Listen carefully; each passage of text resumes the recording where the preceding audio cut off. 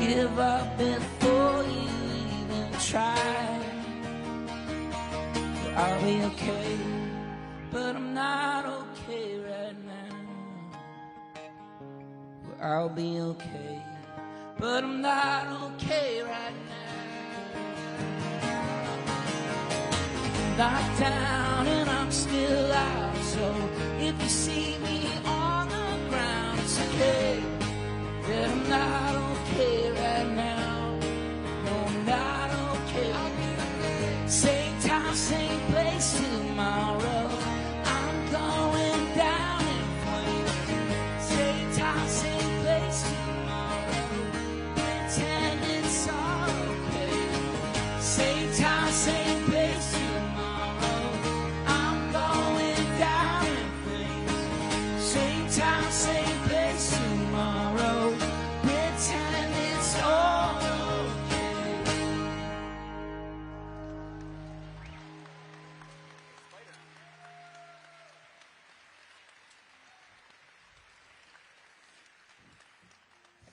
Thank you. I'm really honored to be a part of something like this. We got the call last week to come up and play, and it was an obvious yes. We're very supportive of this movement and everybody involved in it. Did you let them know? Did you let them know? Or we're playing another, like we got an hour with them. Oh yeah, we're playing for 2 more hours. So thanks for being patient. Thanks for being here. Now we're waiting until it gets full. We're gonna get the acoustic set next. Just kidding. But no, we're really grateful to be here. We all come from small towns around the state, and we don't think that the ideas of this movement are just regulated to the people in the cities like some people think so. This is for everybody.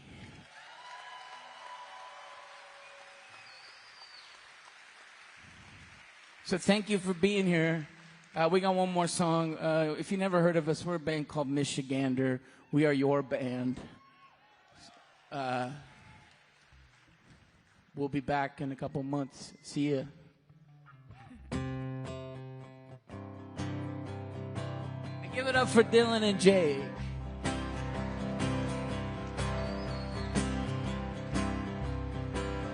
And give it up for Jake's dad.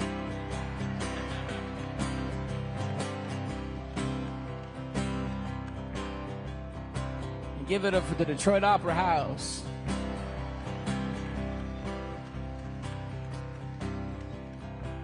I think that's it.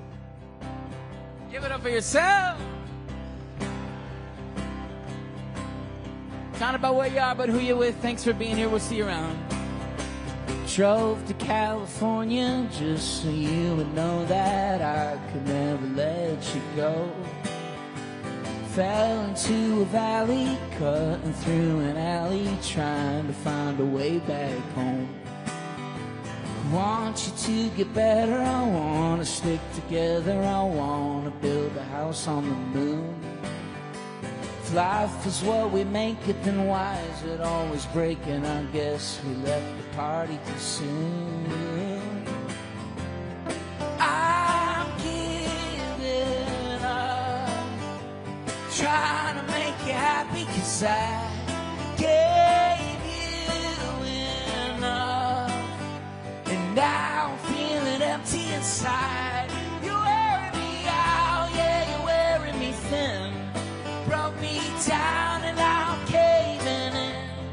I'm giving up, trying to make you happy. We could go to Colorado and be there tomorrow if we hit the road by 3. I'll just fake it till you make it, burning through the paychecks, all the melatonin you see. Oh, it started searching my mind, scared of what I might find. I don't want to know the truth, so we're dancing on the skyline, fire in the night sky. Morning couldn't come to tell. I'm giving up, trying to make you happy, 'cause I gave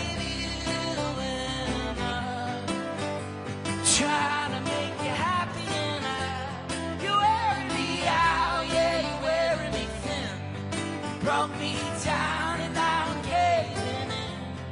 I'm giving up, trying to make it. Jake.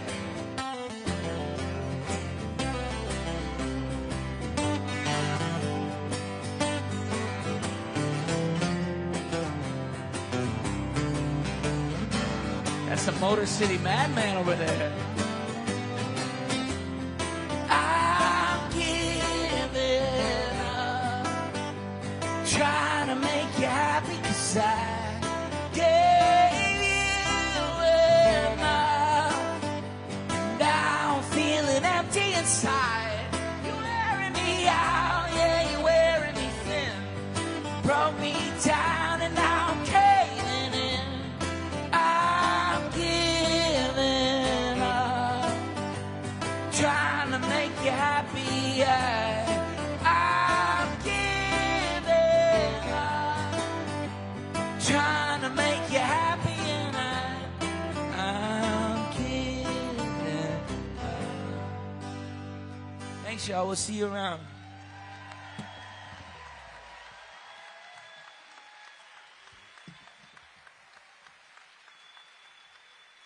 Let's hear it for Michigander.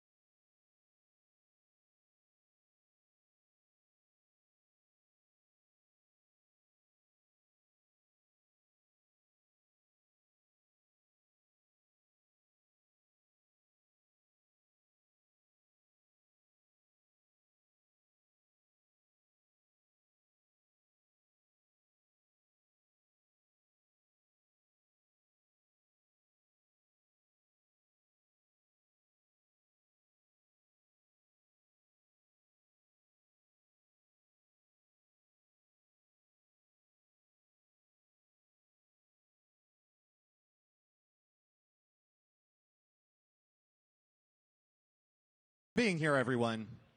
Our main event will begin shortly. We are excited to have you here with us today. This campaign is a movement of hope that treats everyone with respect and kindness, regardless of political beliefs. If you're here today and disagree with us, you are still welcome. We only ask that everyone allow the program to continue so all voices can be heard. If at any point someone disrupts the event, we will politely ask them to leave.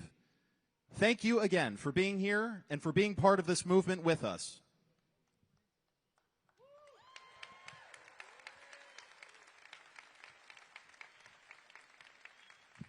All right, folks, put your hands together and please welcome to the stage, representing the tenacious 12th District, Detroit's very own Congresswoman Rashida Tlaib.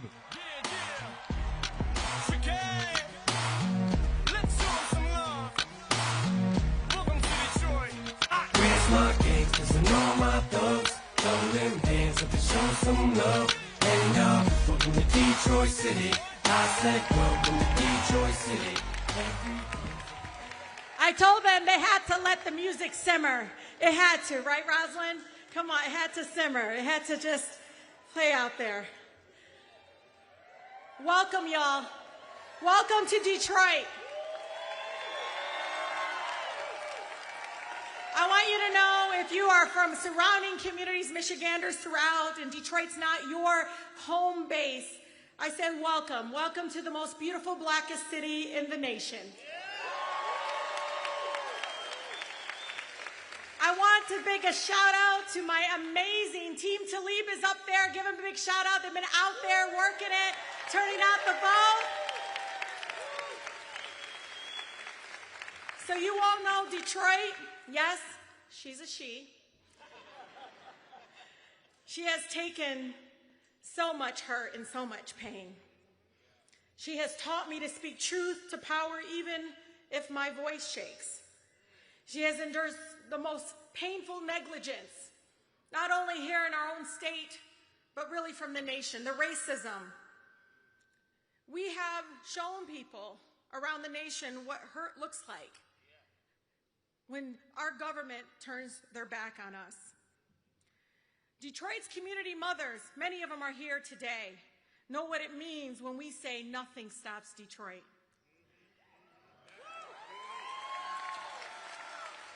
So I know the haters are watching, so I need them to know. I say bring it. Bring it to our city. I'm going to tell you right now, to all those pumping money into my neighbors' mailboxes and the airways, know that we ain't stupid. We see what corporations have done to us. We can't breathe, literally.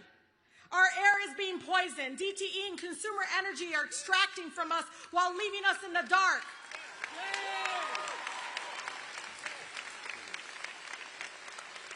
Big grocers have the audacity to put AI and surveillance technology in Kroger's, Walmart. Shame on them to jack up our prices. And you all, the sicker we get, the more money Haley and Cherie's campaign donors make. Remember that. In 2019, folks thought electing Alexandria Ocasio-Cortez and myself was impossible. We ran on no corporate dollars, abolishing ICE, reparations. We ran in 2019 on reparations, Medicare for all, taxing the rich, increasing the minimum wage, stopping the endless wars, and yes, we ran on a free Palestine.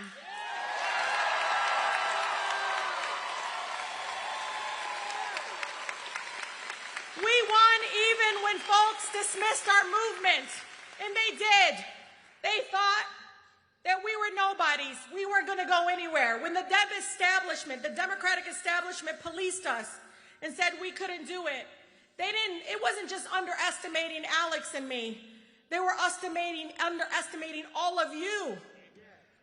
The corporate assaults on our families is strong. We feel it. We feel it every day, and they think that they're winning. They think they can gaslight us. They think they can allow their supporters to be Islamophobic and we couldn't see it. But the more of us now, right now, there are more of us than them, and you all know this. And God, they don't understand. They're just making us more angry, more mad, and you know what that makes us do? It makes us get out there and work.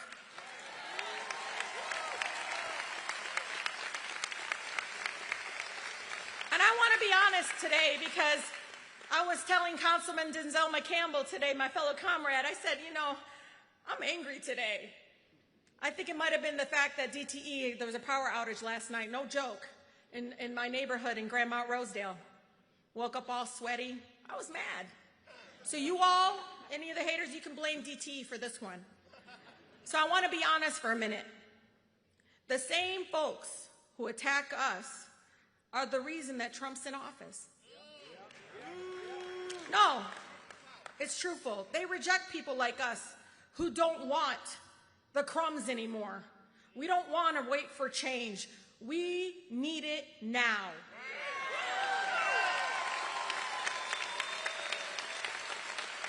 So when the folks come out and try to box us in and they say, oh, well, you know, you all this and that and this and that. Well, the fact that you haven't moved with urgency is what literally is why people feel betrayed. Right now, our country is hungry for urgency. These are years we can't get our children. These are years we can't get our children back for them. They can't wait any longer. The past few years, I watched corporate Congress member next to my district, who represents the neighborhood that raised me, Southwest Detroit. I watched him not call his residents back. Ask Councilwoman Gabriela Romero. She knows. They call our office when Cherie don't call them back. And yeah, Cherie, we know your billboards were a lie. They take, you know, he takes money from ICE contractors while they terrorize us. The cryptocurrency, he takes money from the crypto industry that is funding Trump right now. He takes money from the genocide enablers, DTE. So I need a real partner in Congress, a father of three. Give it to me. I'm telling you, I know what it means to be a father of three under the age of 5. Whew. A father of three who knows we need to move with urgency. Donovan knows what it feels like to live paycheck to paycheck. He leads with compassion and strong faith. Donovan and I know what it feels like to smell like rotten eggs. And I get emotional about this because our babies are still living with it. I'm going to be 50 this year. And I think to myself, our babies are going to play outside and they smell like rotten eggs and they think it's normal. Because the pollution is so bad. His lived experience will result in transformative change for the 13th Congressional District. Cherie just voted for another $3.3 billion to support the government of Israel's genocide when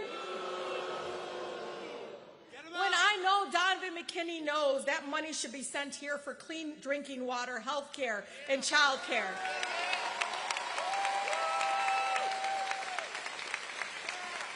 Together, we are more powerful than you can imagine. These right-wing politicians and corporate Democrats and their donors underestimate us every single turn. But I've seen the tireless work you all have put on doors, phones, building coalitions, putting town halls together to change our country for the better. And I know we're going to win.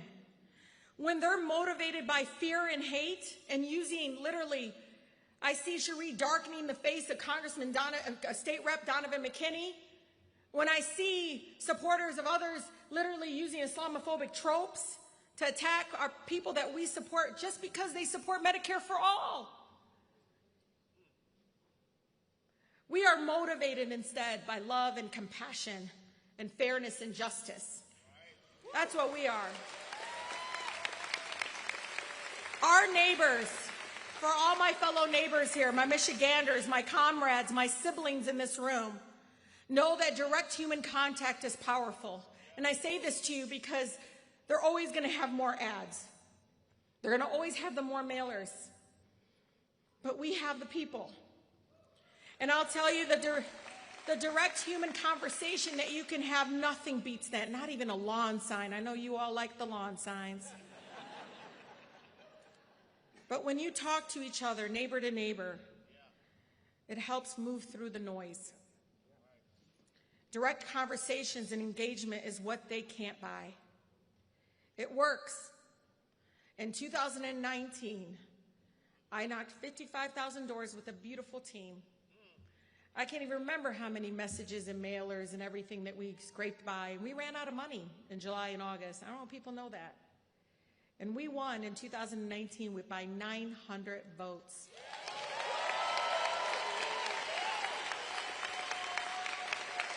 And I'll tell you, that 900 votes, right? And I tell everybody, we made history. I didn't run to be the first, but you all sent the first Palestinian American woman to Congress, and we made history together. So we must win. Our babies are counting on us because we have no choice. So let's make Donovan McKinney the next congressman from the 13th Congressional District. Let's welcome my brother, my next partner in Congress, a guy that won't back down to support Medicare for all, and he won't send a dime to support genocide. Donovan McKinney. Monster on the beat, ho, depot, do rap, nigga, here, free throw, man down, call like ambulance, tell him breathe, bro, nail a nigga to the cross, he walk around like Tizo. What's up with these jabroni ass niggas trying to see Compton? The industry can hate me, fuck them all in their mama. How many options you really got? I mean, it's too many options. I'm finna pass on this body, I'm John Stockton. Beat your ass and hide the Bible if God watching. Sometimes you gotta pop out and show niggas. Certified boogeyman, I'm the one that up the score with him. Walking down whole time, I know he got some hoe in him. Pull on him, extort shit, bully the flow on him. Say Drake, I hear you like I'm young. You better not ever go to cell block 1. Woo! Man, this is a beautiful crowd. What up, though, Detroit? Woo! Man, this is powerful. All of you all in here, man, this is so inspiring. And thank you for waiting in the long lines to get in here. And I know the weather's terrible right now, but thank you all. Seriously, it means so much.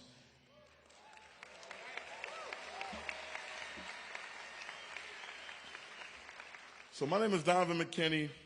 Currently, I'm one of your state representatives. I'm running to represent you to become your next congressman in Michigan's mighty 13th district.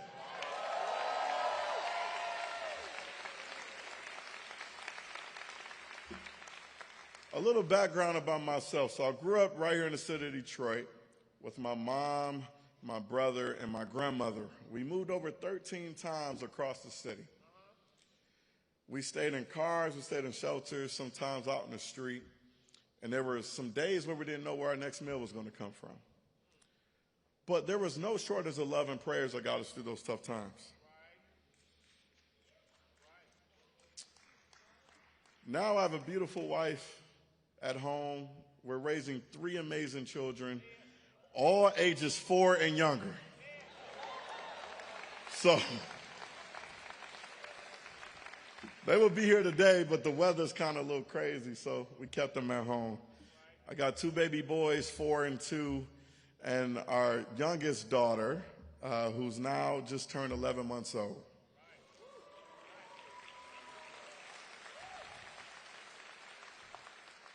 And you guys want to know, you want to talk about the affordability crisis. The biggest expense in our monthly budget is what? Child care. So we pay more in child care for our oldest son than we do our mortgage. Just think about that. And we want our people to have these kids and raise these young families, but they just can't afford it. And so that's why we are fighting for free universal child care.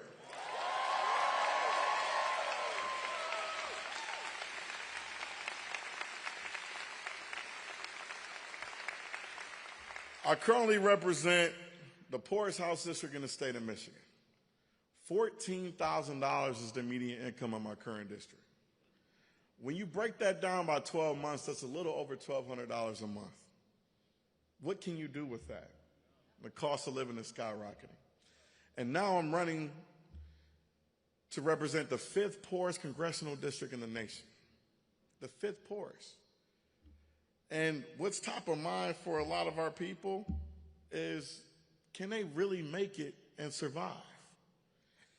And so this is what we absolutely need more now than ever. This is why I'm running for Congress, because not only all of us deserve better, the mighty 13th deserves better, but this entire country we call America deserves better. Am I right?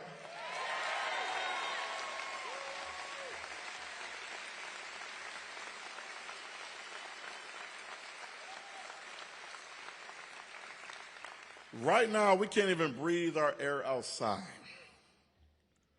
because of the dirty air from wildfires caused by our climate crisis.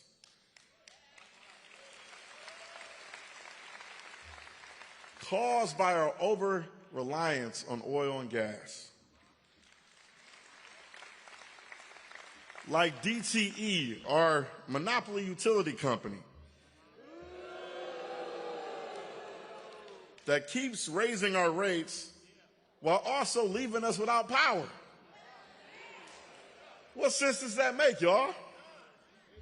After multiple grid overloads and the storms from last week, we had people without power for more than a week. And while we have seniors right now still without power and dirty air leading to our hospital emergency rooms being filled, we still have far too many community members going without necessary medical care. The Affordable Care Act, some of you heard me talk about the story of my mom, saved my mother's life.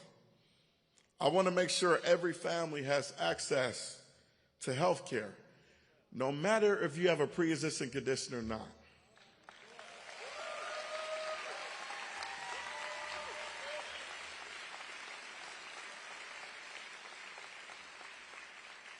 But we can't get Medicare for all or free universal child care until we overturn Citizens United.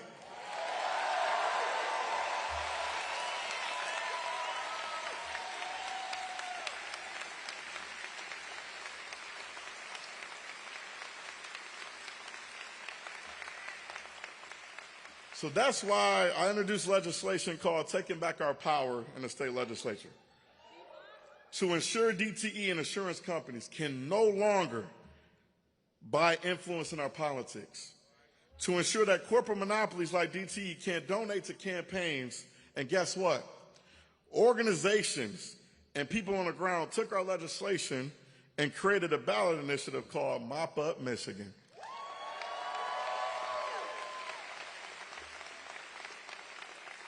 They collected over 600,000 signatures statewide.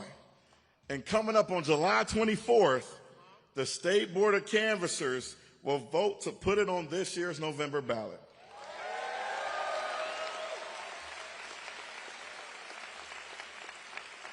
And if it gets on this year's November ballot, it's going to pass with 80% of the vote. You want to know why? Because if you're a Democrat, Republican, Independent, it doesn't matter. We all understand that corporate influence in our politics is just too much. Am I right?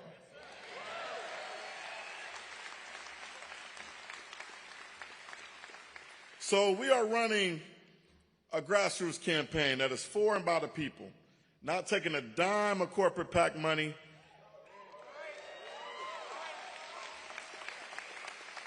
from DTE, APAC, crypto, or any special interest. We are going up against a multimillionaire incumbent, and we have them running scared. So they are spending huge amounts of money trying to stop us. They know that organized people beat organized money every single time.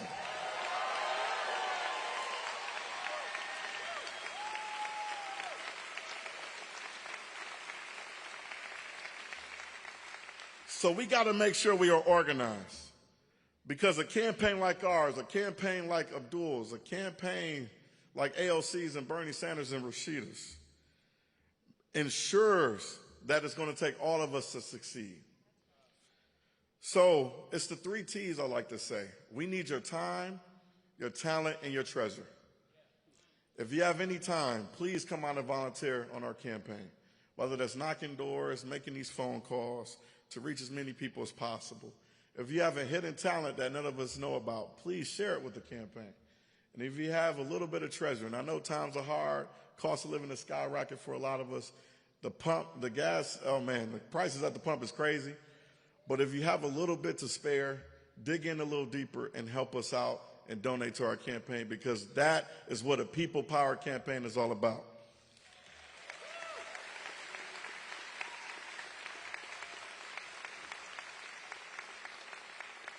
So last thing I'll say before I introduce the next speaker is that we are building the biggest and baddest coalition in the country. This is a nationwide movement, y'all. But it's coming to Michigan, am I right?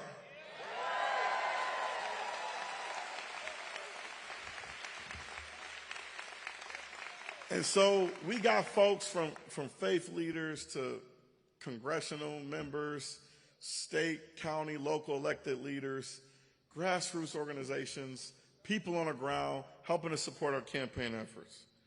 But we also have the labor movement, y'all.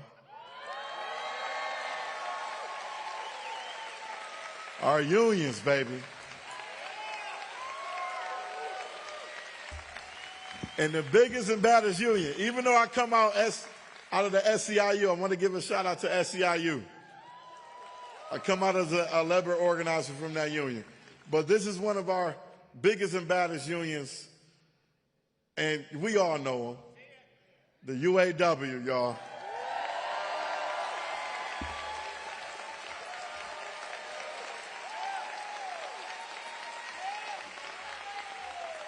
And I want to tell this quick story because when this man first got elected as the international president of UAW, his first day on the job, he had to go to the bargaining table. First day on the job, because they were literally negotiating one of the biggest contracts in the history of the UAW. And guess what? They won. And so this next man pretty much needs no introduction, but he's the current and future. We're going to reelect him, right? International President of the United Auto Workers. Y'all make some noise for Shawn Fain. Oh, universe, I'm not afraid to take a stand, Everybody, come take my hand, we'll walk this road together through the storm, whatever weather, cold or warm, just letting you know that you're not alone. Holla if you feel like you can't claim the same and cut the crap. I shouldn't have to rhyme these words in the rhythm for you to know it's a rap. You said you was king, you lied through your teeth. For that, your feelings, instead of getting crowned, you're getting capped. And to the fans, I'll never let you down again, I'm back. I promise to never go back on that promise. In fact, let's be honest, at last we laughed, CD was aired, perhaps. Man, you can try and read the lyrics off of this paper before I lay them, but you won't take the sting out these words before I say them, because ain't no way I'm going to let you stop me from causing mayhem. When I say I do something, I do it. I don't give a damn what they think. Man.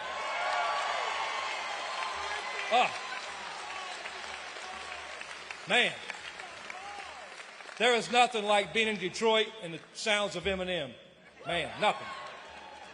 And there's also nothing better than being in a place where we all come together for a common cause.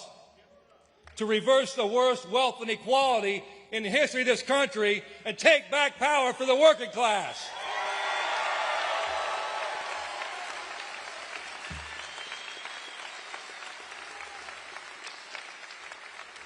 You know, on behalf of 1 million active and retired members of the UAW, welcome to a proud union town.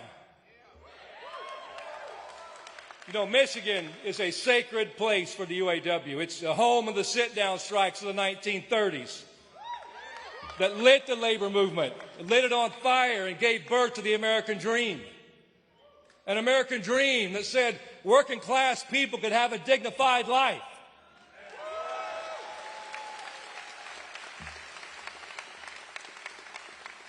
A life where you could raise a family, you could own a home, you could take the kids to the doctor without worrying about breaking the bank, you could retire knowing that you were going to be okay because you had a pension and health care that you earned.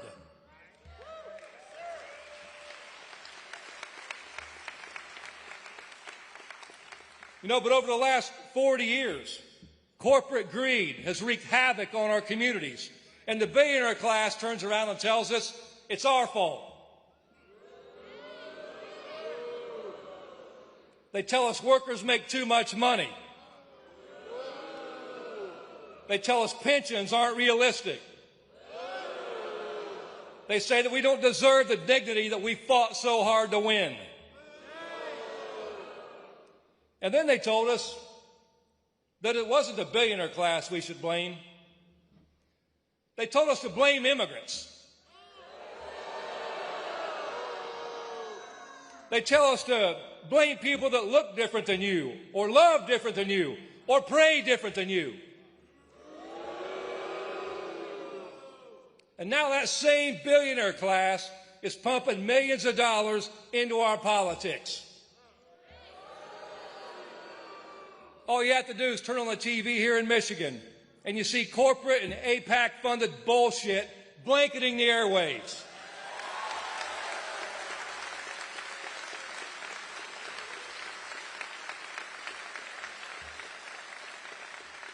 The UAW had to send a cease and desist letter to Dark Money Super PAC running a TV ad with the UAW wheel and President Obama attempting to mislead voters. And you think about that. The same corporations and billionaires who have screwed working people in this country over and over again are funneling dark money organizations. They don't have to tell you where their money comes from, so they can blanket the airwaves with their bullshit and try to mislead working class people as they vote. Is that okay with you? No! Hell no! Just like it's not okay that 12 billionaires and now a damn trillionaire own as much wealth as the bottom half of society.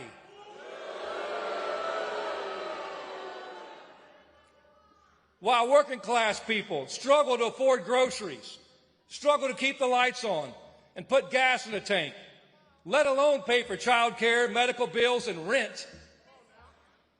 Let me ask you a question. Don't we deserve better than this? Don't working class people deserve dignity? You're damn right we do. And if there's one thing I've learned in my 32 years as a member of the UAW, it's that the working class can only win what we're willing to fight for.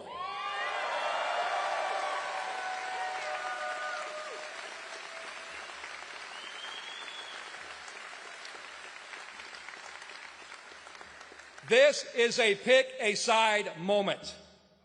And the only reason we're in the position we're in America right now is because too many Democrats can't decide who the fuck they want to stand with.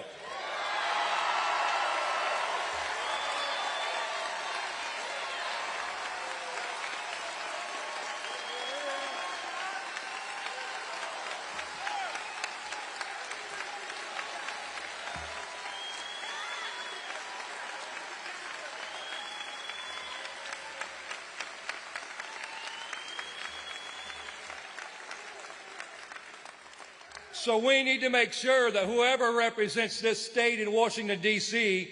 brings the same fighting spirit that runs through our veins in the blue-collar towns across this state.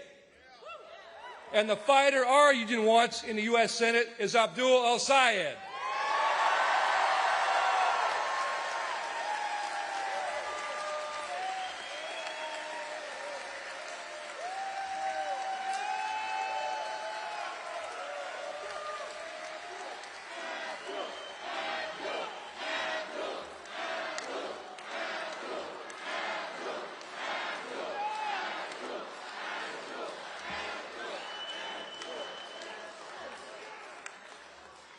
You know, a few weeks back, Abdul spoke to our UAW Constitutional Convention, where over 1,000 UAW delegates gathered in Detroit. UAW members from all over the country and from every part of Michigan, from Detroit to Flint to Three Rivers to northern Michigan, and they were on their feet. And these people also come from all over the political spectrum. We have members that are Republicans. We have members that are Democrats. We have members that are independent. We have members that don't give a damn about any of these parties. But the thing that was cool that day is they were all saying the same thing after Abdul spoke. They were saying, this guy understands me. This guy gets me. We love this guy. That's because working class people are done with politics as usual.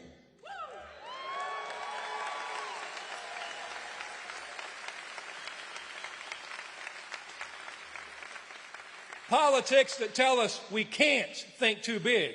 We can't expect too much. We can't be too bold. It's the same thing the boss tells workers all the time. Don't ask for livable wages. Don't ask for good health care. Don't ask for a secure retirement. Don't ask for time off. Don't ask for dignity. And we know that's all bullshit.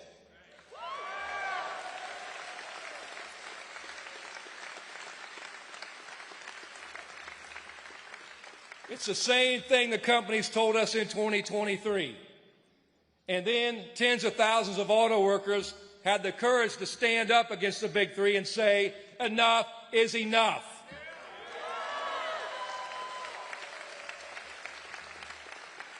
We struck all three companies at the same time.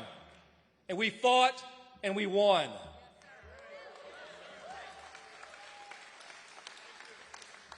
It's what American Axle Workers said last month. 1,000 members of UAW Local 2093 went on strike. They never wavered, and they won their demands.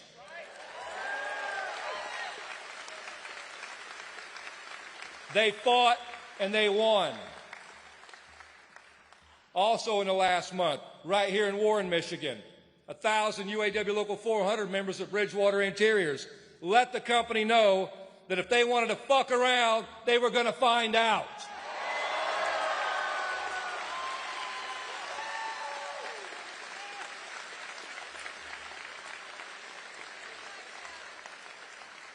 So the company decided to give workers the raise that they deserved and that they demanded. They fought and they won. You know, the political class always tells us not to ask for much. Don't ask for Medicare for all. Don't ask for billionaires to stop buying our political system. Don't ask for enough money to afford a damn life. Well, Abdul is calling bullshit on that.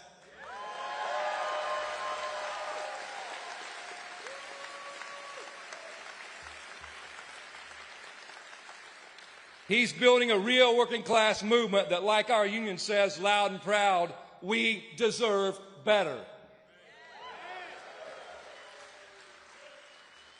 That's why the UAW is going all out in this Senate primary and is going to fight like hell for Abdul, because we know Abdul will fight like hell for us.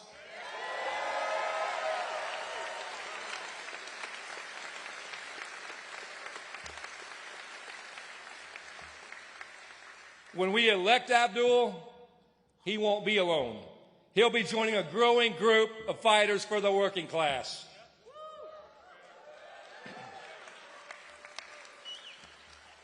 Another kind of political movement that is possible. It's one that's built by, of, and for working class people.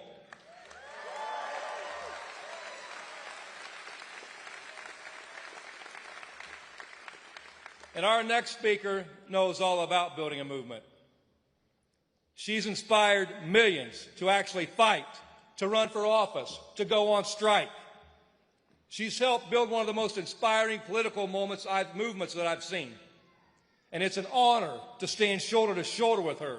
I've learned from her, and I know everyone in this room has. So Detroit, please join me in welcoming this badass fighter for the working class, our friend, Alexandria Ocasio-Cortez.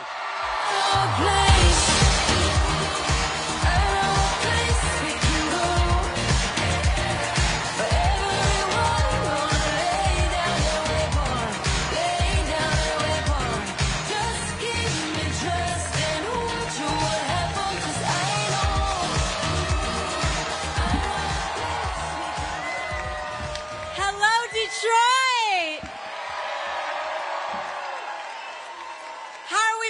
tonight?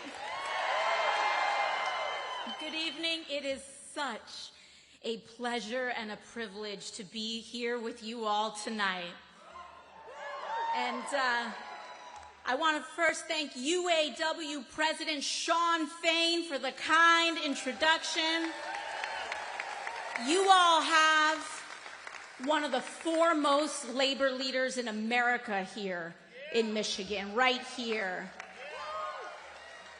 And what Shawn has accomplished in his time leading one of the most powerful unions in America is incredible. The stand-up strike of 2023 improved the lives of auto workers and showed the rest of us what organized labor can do when workers are united in the fight for dignity. Thank you, Shawn. And I remember back then when UAW rolled out their demands for the stand-up strike, and everyone said it was impossible, unreasonable, naive, and then you all got it done. I also want to thank my sister Rashida Tlaib. You all are so lucky to have her fighting for you in Congress. Every day in Washington, she is throwing down for Detroit and Michigan overall. And I'm especially happy to be here with my dear friend and the next United States Senator from the great state of Michigan, Dr. Abdul El-Sayed. Detroit, we know why we're here. We are here because in November, Democrats have to win a majority in Congress. We have to win a majority in the House, and we have to win a majority in the Senate. And we need a firewall against an administration that is hell-bent on tearing down in 4 years what it took this country 250 years to build. We saw it just a few nights ago in Trump's primetime address. And for those of you who wisely tuned it out,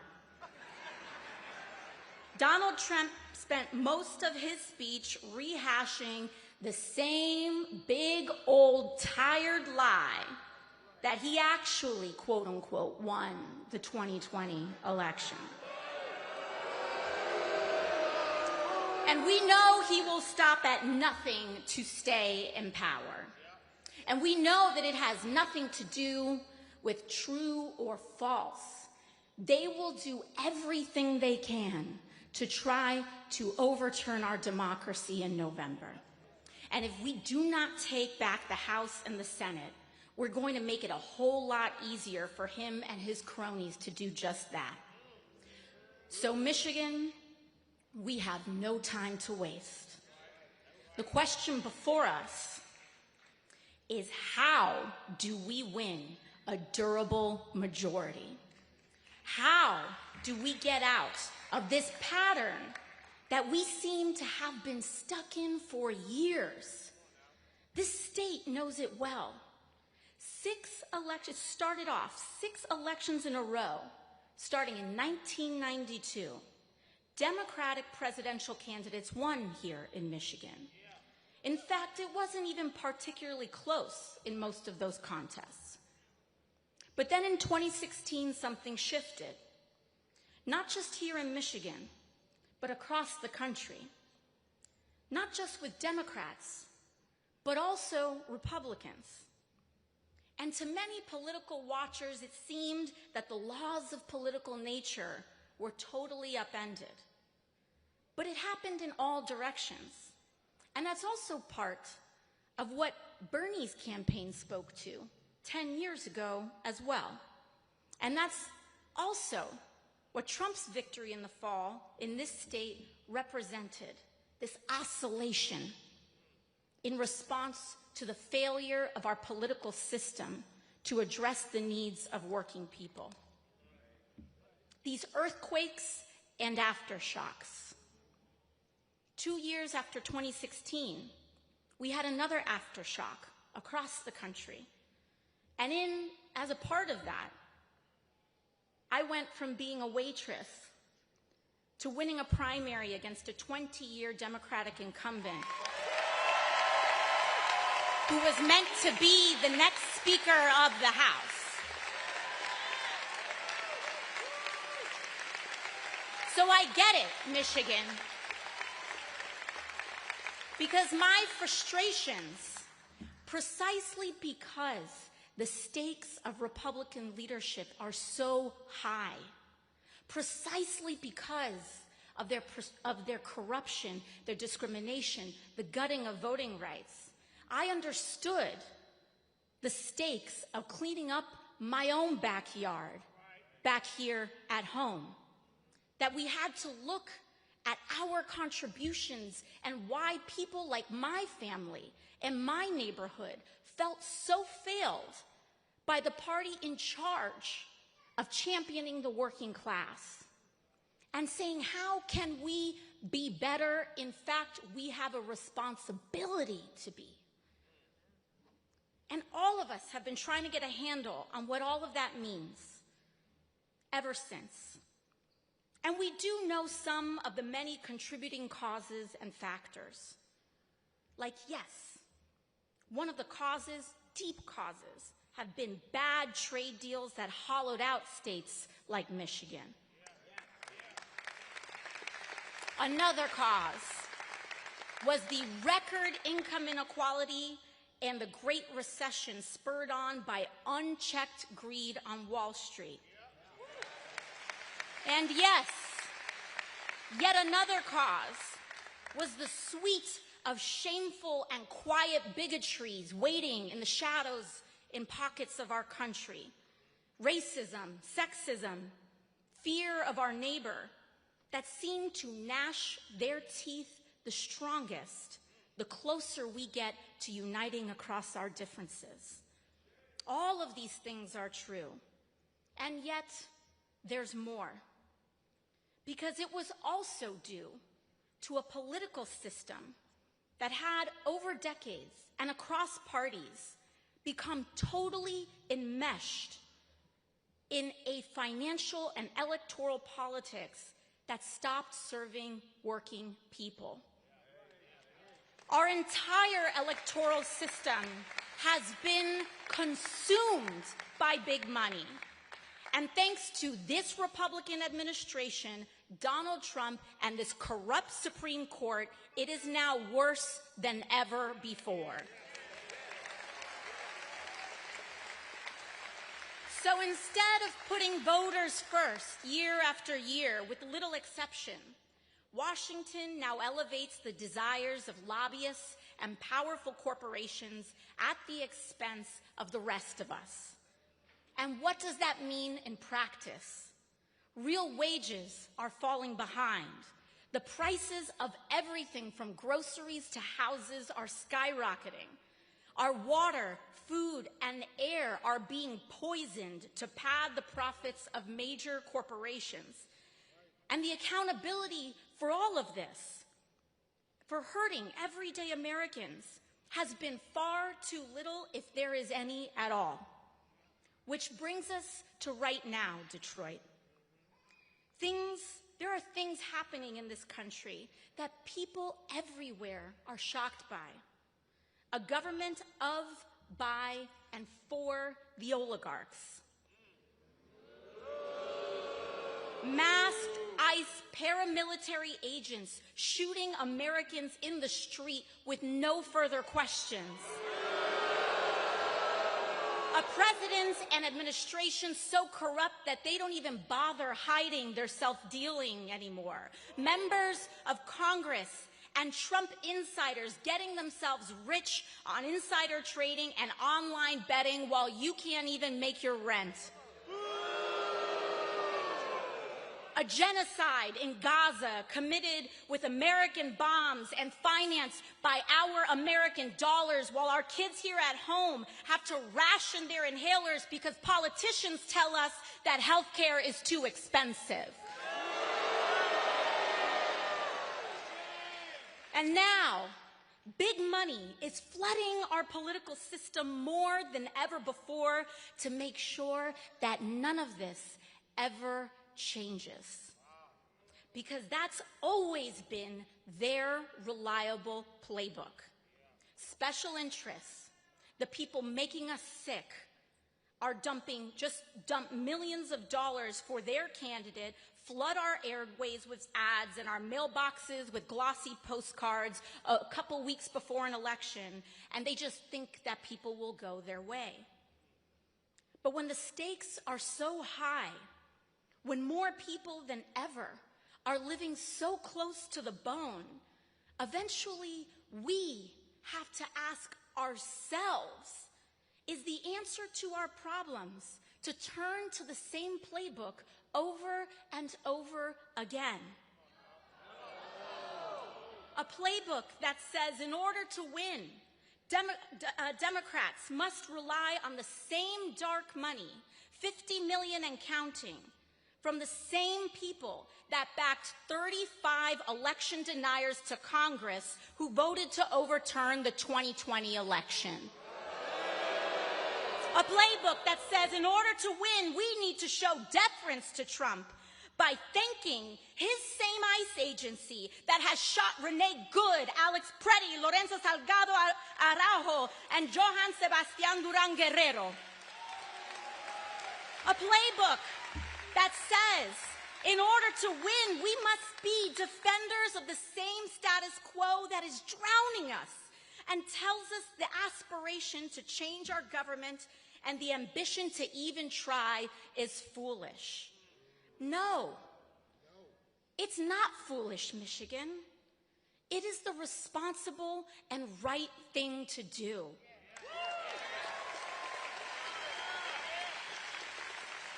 I believe Michiganders, Democrats, Republicans, and independents believe that good leadership swings for the fences. Good leadership gets big money out of our system. It takes on the corruption that blocks common sense solutions that lift working people. And by the way, it knows that in order to do that, it helps not to take their money in the first place.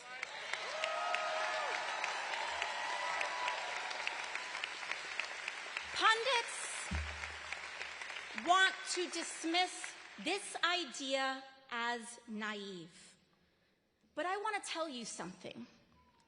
The last time Democrats won in the House, won our largest majority since Watergate in 2018, 185 Democratic candidates of all backgrounds, rural and urban, progressive and moderate, ran by not taking a dime in corporate money.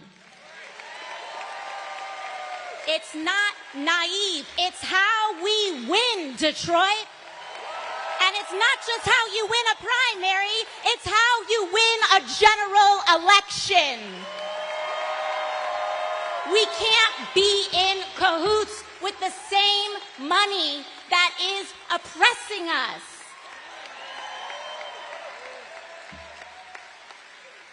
It's not naive, Detroit. It's what we need, and it, most importantly, is what you deserve.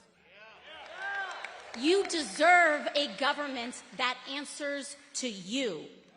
And yes, compared to how things work today, admittedly, a government that listens to you more than it listens to big money is revolutionary. To take on big companies, to take on the big companies scamming you, lowering your bills, and putting more money in your pocket is revolutionary. To fight corporate greed everywhere we find it, to make health care a guaranteed right in the richest nation on earth. You deserve a politics that treats the disease and not just the symptoms of what brought us Donald Trump. That doesn't negotiate with or placate corruption, but one that defeats it once and for all. You deserve it because you matter. But we all know that it will not come as a matter of course. It won't come by waiting patiently, nor by making the same decisions that we have always made. This is something that we have to choose, Michigan. It is something that we have to elect to do. And right now, there is a very clear choice before us. We can choose $50 million and counting in dark money trying to buy the state of Michigan. Or we can choose Dr. Abdul El-Sayed.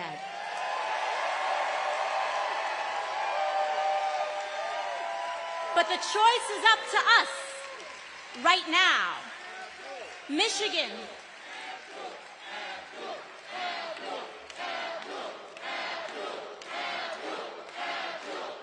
Michigan, you can choose a different future. It's waiting in your mailbox right now, and it will be waiting for you and your friends at the polling booth on August 4th. Because as much as we may be appalled at what is happening, ultimately, our democracy is our responsibility. It is our choice. And if we want a different politics, we have got to elect different politicians. And I came here to deliver one simple message, that Abdul El-Sayed represents the politics of the future. And if we want to not only win a Senate majority, but win a Senate majority that means something new for us, that does something new for us, if we want to pass the legislation that we need, and if we want to build a coalition big enough to actually change this country, then we have got to elect Dr. Abdul El-Sayed to the United States Senate. Abdul is a son of Detroit, and that means something, because we also know that his integrity did not begin with Abdul himself. It began with his family and in the workers who built this city. It's in his parents and in the parents who kept their families together. Well, rather, it's in the parents here in Detroit who kept their families together through bankruptcy and disinvestment. In the neighbors who kept showing up for one another when powerful people had written Detroit off. Abdul doesn't just bring those values to Detroit, he carries those values with him day in and day out. And you all knew him before the rest of the country learned his name. You know that when this city was coming out of bankruptcy, when the consultants and the creditors lined their pockets to pick this whole place clean, Abdul came home to rebuild its health department as a public health official.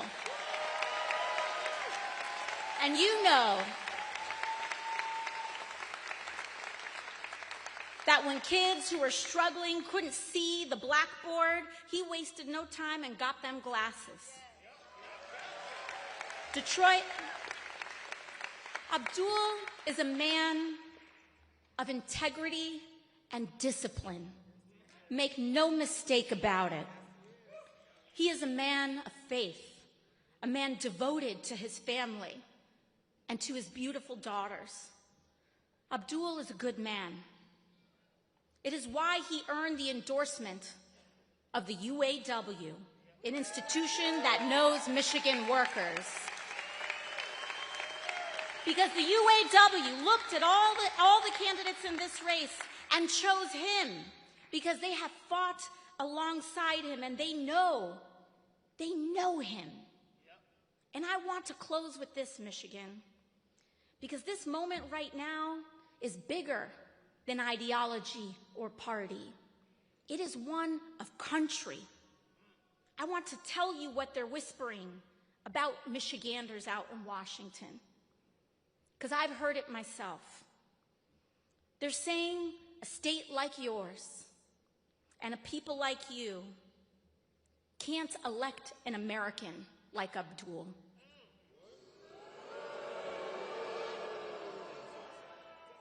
Because when we talk about electability, and I ask, what is it?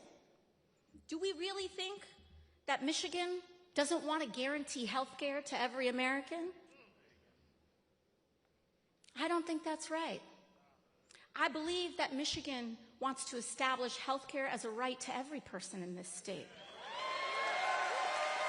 Michigan wants to strengthen our unions in every state in America.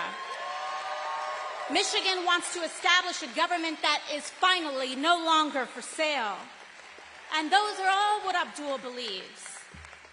So when you strip away the euphemisms and concerns at these highfalutin cocktail parties, it's not about what he believes. It's about who he is. And it's about their assumptions about what they think Michigan is. And we know they're wrong.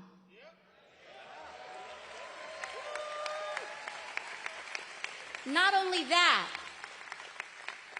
but in a moment like now, we do not get better by accepting the logic of this administration.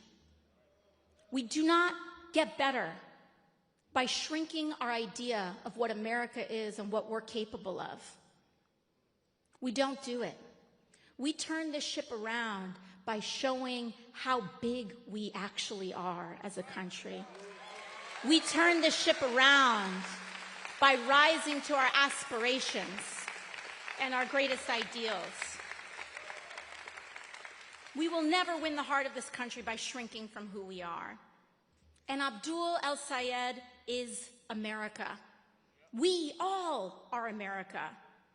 And so when they ask you what the politics of the future looks like, you tell them this: it looks like a doctor who answers to people and not big donors. It looks like Detroit. It looks like an absolute and unwavering commitment to healing this country.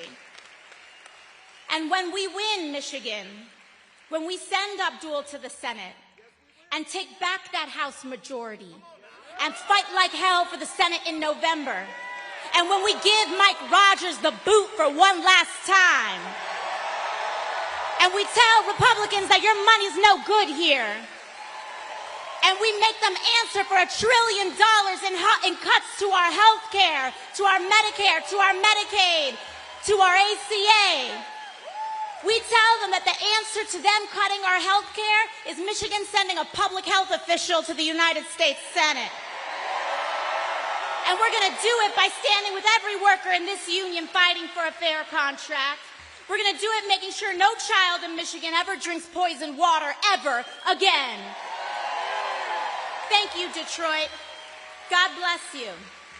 Now, it is my honor to introduce someone who has spent his life trying to bring us all together. Someone who has given voice to the frustrations you feel and the future you deserve, and a movement we can build together. Please welcome Senator Bernie Sanders.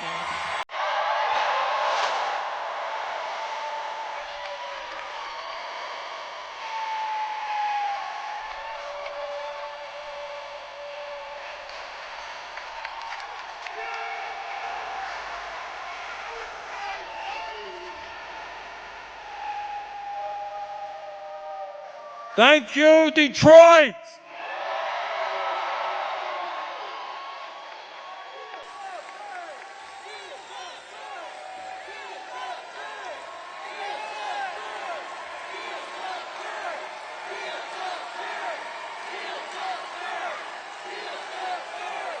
Let me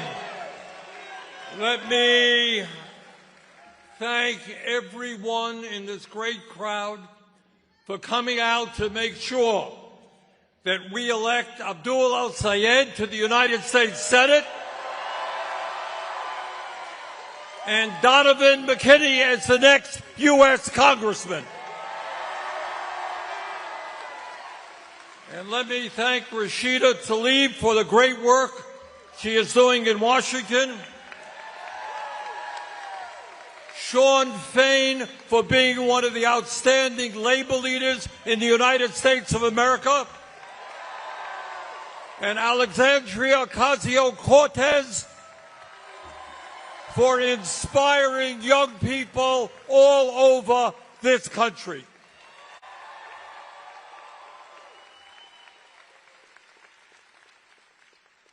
As I think everybody here knows, this Senate election in Michigan is not just a contest between two candidates. It is much, much more than that. It has now become an election of national significance, and it is an election of historical significance. Why is that? Why is the whole country looking at this election? In fact, people all over the world watching what's going on here in Michigan. And the answer is that this is an election which will show the nation where the AIPAC and other billionaire-funded super PACs can spend tens and tens and tens of millions of dollars to buy a U.S. Senate seat.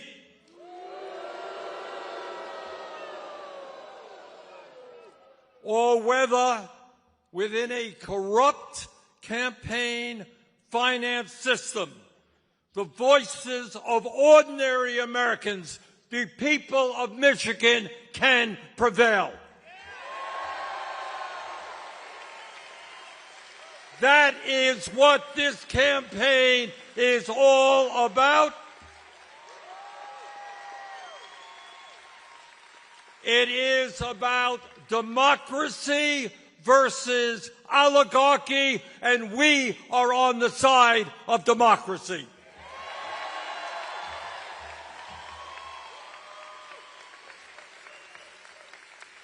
As all of you know, all across this country, from California to New York and a lot of places in between, working families are standing up and saying loudly and proudly, enough is enough. Now, a lot of that has to do with growing opposition to a president who is an authoritarian and who does not believe in the rule of law. It is opposition to a president who is a narcissist, and if he had his way, half of the buildings in America would be named after him. It's about a president who is a pathological liar, who doesn't know the difference between truth and lies. It is about a kleptocrat who has increased his wealth and the wealth of his family by billions of dollars since he has been president. It is about a president who gave $1 trillion in tax breaks to the top 1%, and then threw 15 million low-income and working-class Americans off the health care they desperately need. And don't kid yourself. Many thousands of those people will die unnecessarily as a result of what Trump did. But the opposition that we're seeing all over America is more than Donald Trump. The working families of our country are increasingly tired of establishment politics, and they are tired of the same old establishment policies. They are tired of living in a nation, wealthiest nation in the history of the world, where 60% of our people are living paycheck to paycheck, while at the same time, the billionaire class is getting richer and richer. Working families are tired of putting in long hours on the job while they struggle in America today to feed their kids, to pay for health care, to pay for housing, and other basic necessities of life. They are tired of a handful of greedy billionaires with incredible power controlling our economy, controlling our media, and controlling our government. And they are sure as hell tired of wealthy campaign contributors and their super PACs controlling the Democratic Party.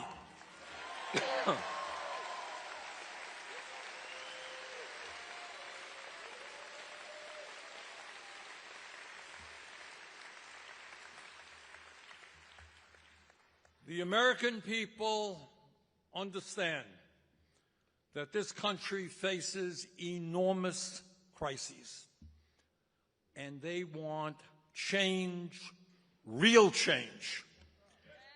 And brothers and sisters, that is why progressives have been defeating establishment candidates all across the country.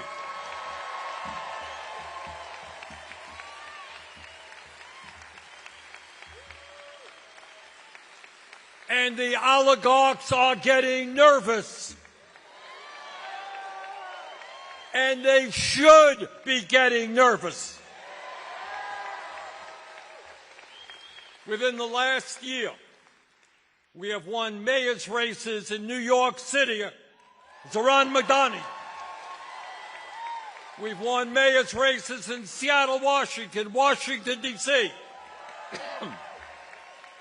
We have won congressional elections and Democratic primaries in Arizona, Ohio, Pennsylvania, California, Montana, Colorado, New Jersey, and New York.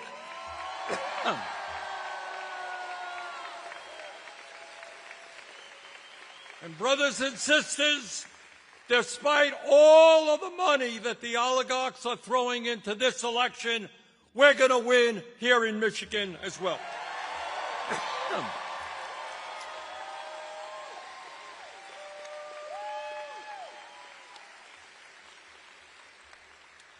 In all due respect to Haley Stevens, everybody, in all due respect to Congresswoman Stevens, everyone knows that this is not an election between her and Abdul El-Sayed. This is an election between Abdul and the billionaire class. That is what this election is about.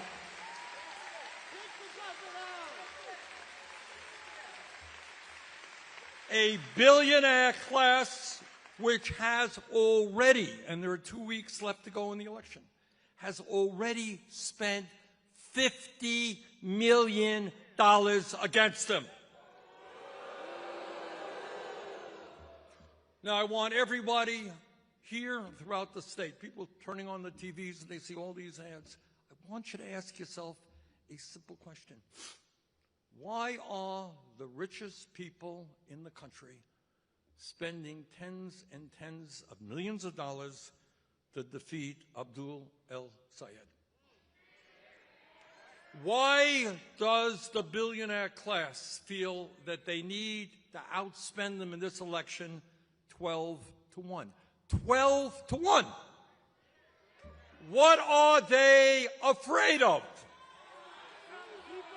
And the answer is obvious. They understand, quite correctly, that when Abdul is elected to the Senate,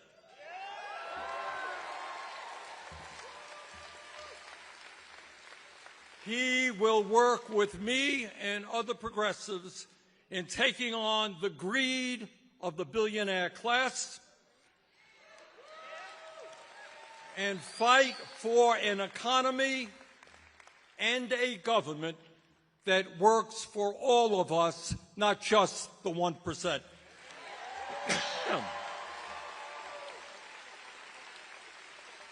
That is what the billionaires are afraid of. And hey, billionaires, you should be afraid.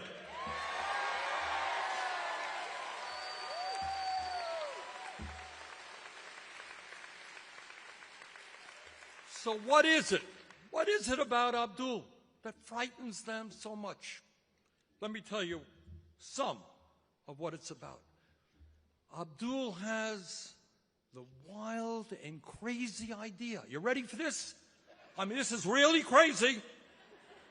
Far, far left, communist, socialist, everything. You got it? He believes that health care is a human right. Oh.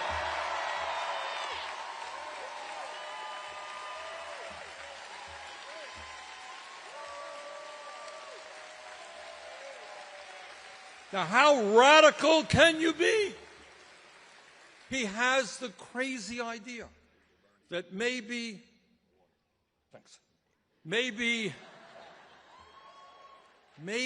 in the richest country in the history of the world, we should do what every other bloody country on earth is doing.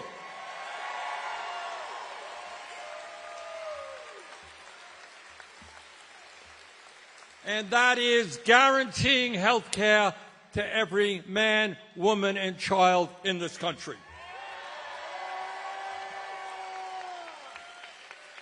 Abdul and I and the vast majority of the American people understand that it is totally unconscionable that we spend twice as much per person on health care as any people of any other country, and yet we have 85 million Americans uninsured or underinsured.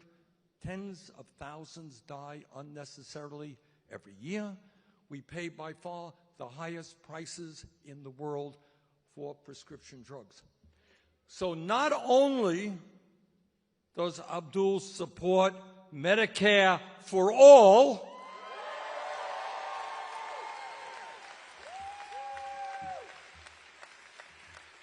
he wrote the book on it.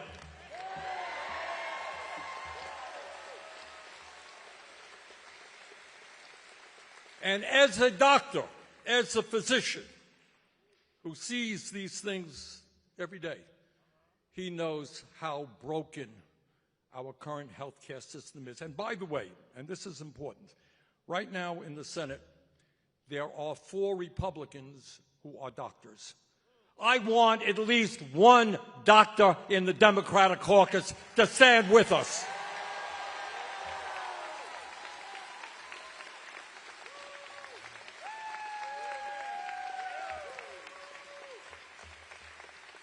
But it is not just a broken and dysfunctional healthcare system that Abdul is going to work with us on to fix.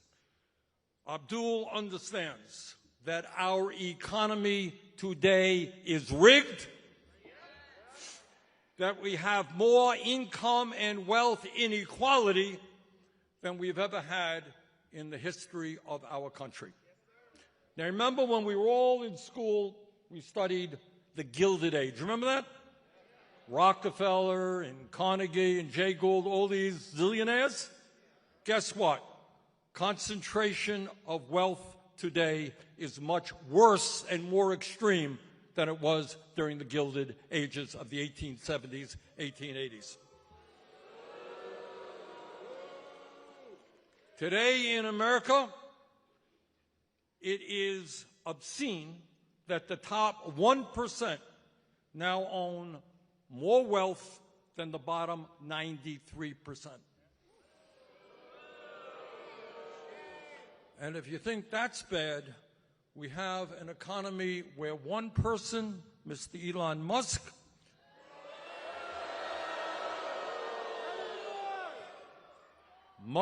today owns 3 times more wealth than the bottom half of American households. How insane is that? And Abdul understands that the children of Michigan and Vermont and America are the future of this country, and it is not acceptable that we have the highest rate of childhood poverty of any major country on earth. That the seniors of this country built our economy, fought our wars, raised us, and that 1 out of 3 seniors should not be struggling economically in the richest country on earth. And Abdul understands the insanity that in a country as wealthy as this, the economists tell us that it is likely, unless we change it, that our children will have a lower standard of living than we have. But it is not just healthcare and the economy. I do not have to tell the people of Detroit that Donald Trump has it wrong when he thinks that climate change is a hoax.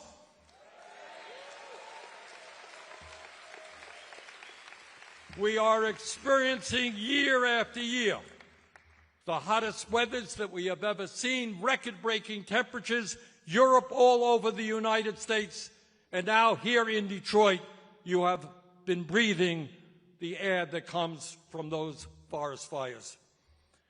Abdul understands that we can create millions of good-paying union jobs as we transform our energy system away from fossil fuel to energy efficiency and sustainable energy.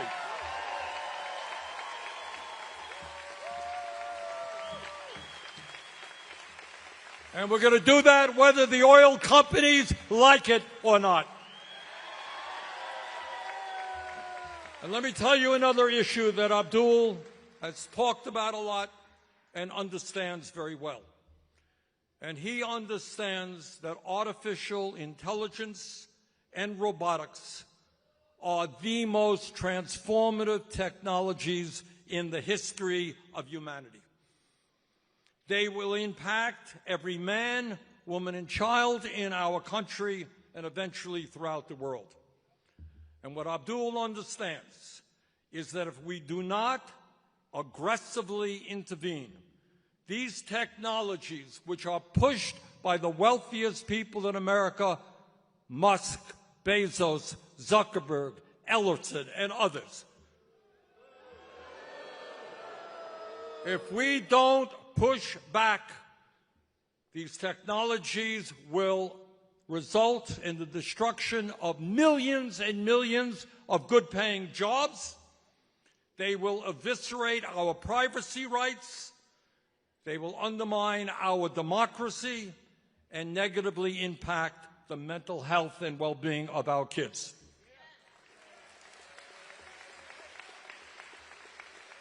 And by the way, I've talked to a Nobel Prize winner who worries that if AI becomes smarter than humans, which is a pretty low bar, it could become independent of human control and threaten the very existence of humanity. Abdul understands that and will work with me to make sure that AI and robotics work for all of humanity and not just for a handful of the wealthiest people in the world.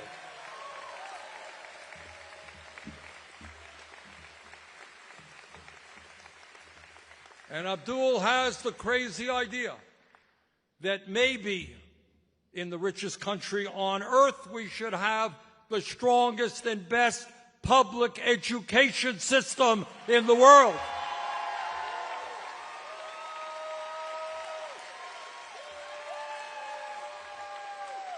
We need teachers who are well paid. We need a culture that respects education. In New York City, Mayor Mamdani is moving to make child care free. We should do that all over America.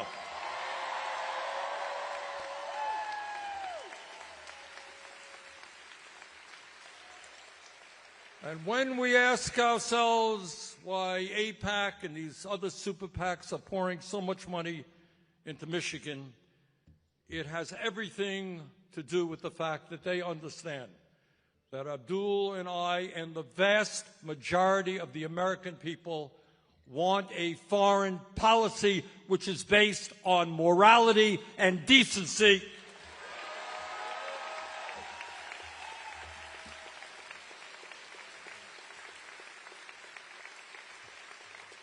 Like any country, Israel had the right to defend itself against a terrorist attack. But it did not have the right to go to war against the entire Palestinian people.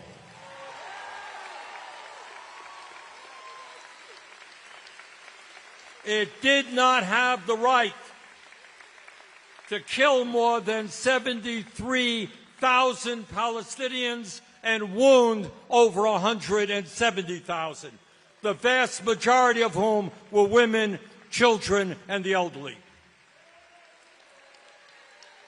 It did not have the right to destroy virtually the entire infrastructure of Gaza, the schools, the health facilities, the water systems, wastewater plants, the electric grid, which a civilian population depends upon to survive. It did not have the right to destroy or damage 92% of all of the housing in Gaza. In other words, it did not have the right to commit genocide.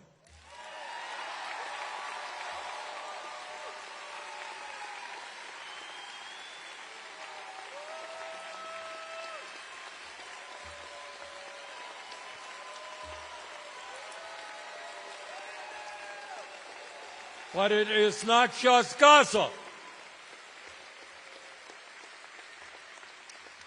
Not just Gaza. Israel did not have the right to escalate its violence and annexation of the West Bank while the world's attention was focused elsewhere.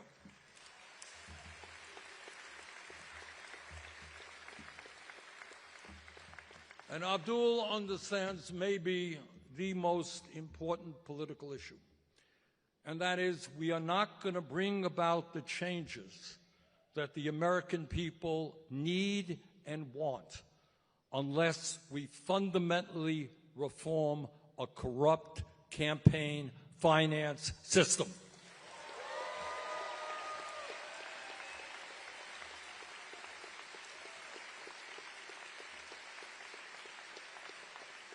You know, in my small state of Vermont, we have town meetings. People come together every year to argue about how much they want to spend on the roads and on the schools and other local needs.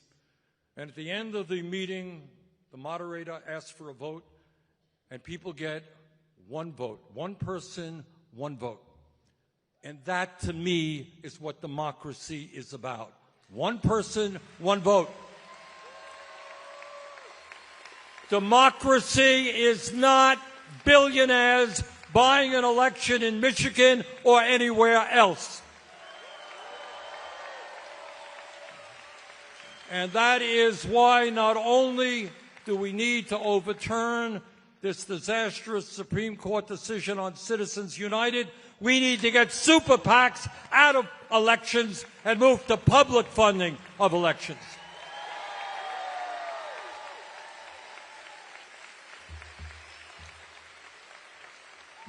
So, brothers and sisters, the entire country and the world are looking at you right here in Michigan. And what they are asking of you is to stand up for democracy. And I would say tonight to people who may be watching this who do not agree with everything that Abdul believes, and that's fine. We have differences of opinion. But this is not just what Abdul believes. This is whether or not the richest people in the country can buy an election.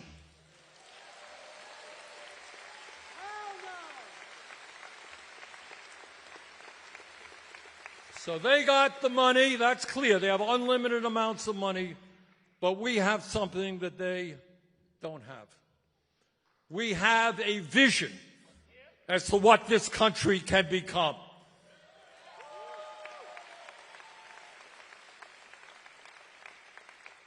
And we have the people.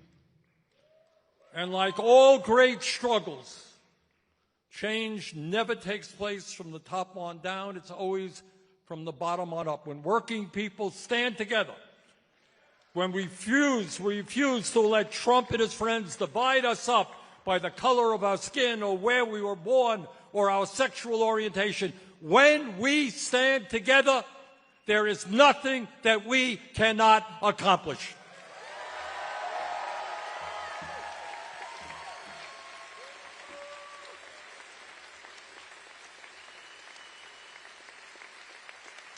So we've got a little bit over 2 weeks in this election.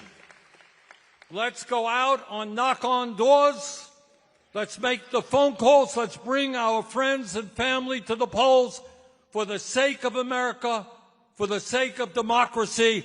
Let us win this election. Thank you.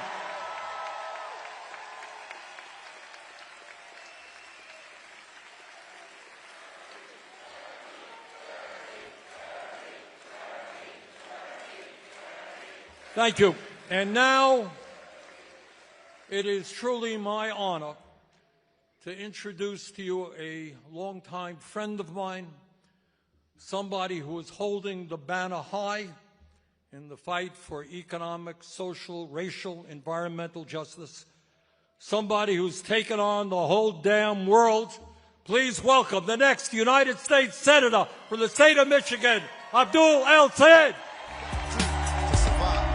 And still I see no changes. Can a brother get a little peace? It's war on the streets and a war in the Middle East. Instead of war on poverty, they got a war on drugs so the police can bother me. And I ain't never did a crime I ain't have to do. But now I'm back with the facts, giving it back to you. Don't let them jack you up, back you up, crack you up, and pimp smack you up. You gotta learn to hold your own. They get jealous when they see you with your mobile phone. But tell the cops can't touch this. I don't trust this. When they try to rush, I bust this. That's the sound number 2. You say it ain't cool. Mama didn't raise no fool. And as long as I stay black, I got a stage strap. And I never get to lay back. Cause I always got to worry about the payback. Some buck that I roughed up way back. Coming back after all these years. Right, tack, tack, tack, tack. That's the way it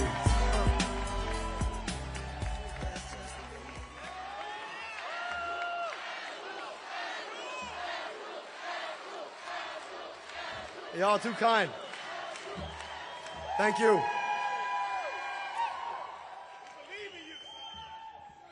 So first and foremost, I just want to thank all of the incredible speakers who came before me.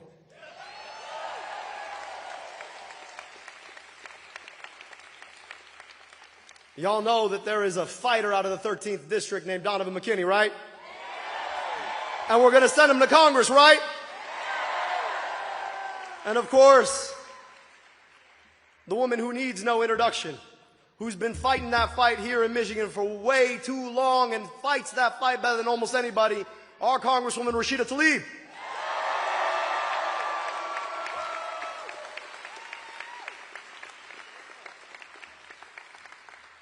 The Dean of Working People, the President of the UAW, Shawn Fain.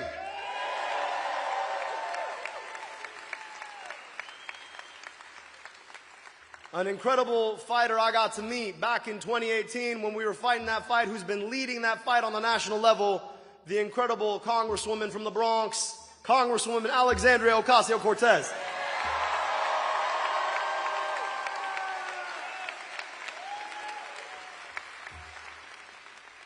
And of course, the man who has been leading the fight for Medicare for all, who has been the Jeremiah of the Senate, who has the will to stand up and speak the truth even when it's hard, our incredible senator out of Vermont, Bernie Sanders. People's senator.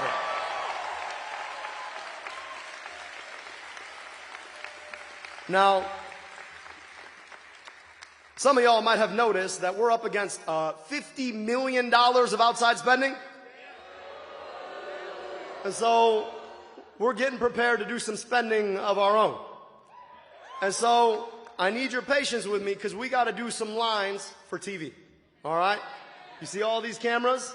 Y'all are about to be the stars of our next ad. So I'm going to bring back out Congresswoman Alexandria Ocasio-Cortez, and we're going to do some lines, all right?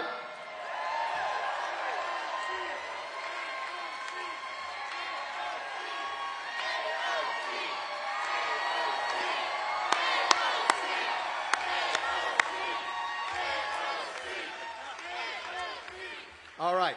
So when you hear me say the line, all right, y'all got to give me some noise, okay? And there's going to be about a dozen lines, some from me, some from the Congresswoman, all right? But I got to hear some noise like you never heard it before, all right? And I promise you, I got a barn burner of a speech after this.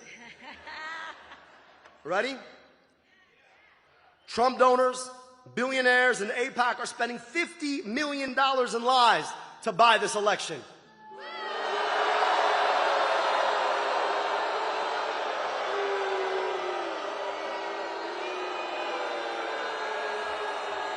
All right, next one.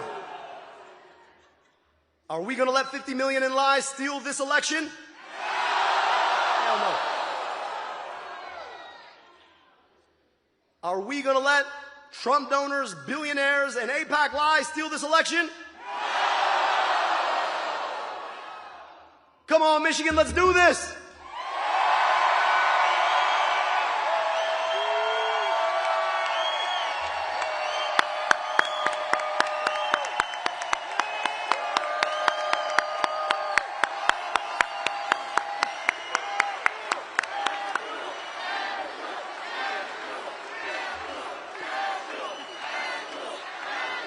Y'all too nice. All right, I'm going to do 2 more, okay? And then the congressman's going to do something. Are you with me? Michigan, are you with me? All right, ready? All right, ready for some magic, everybody? The powerful are spending $50 million against a good man that I am proud to know.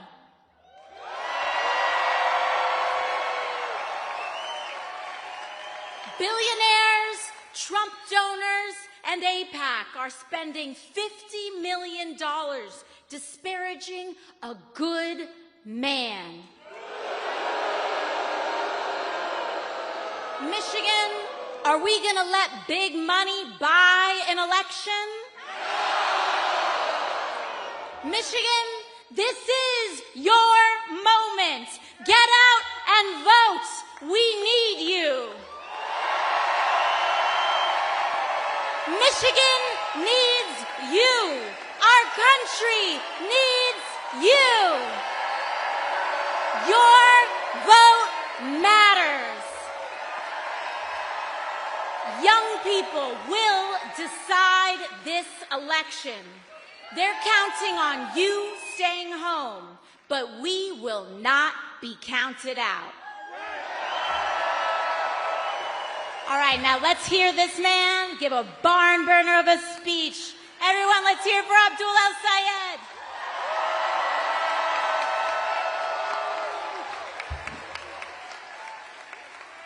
All right, y'all, let's get down to business.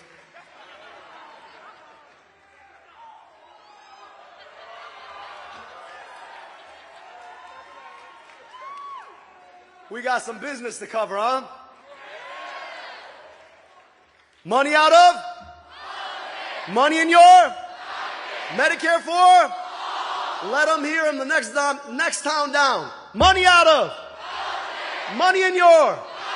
Medicare for? Now listen, y'all.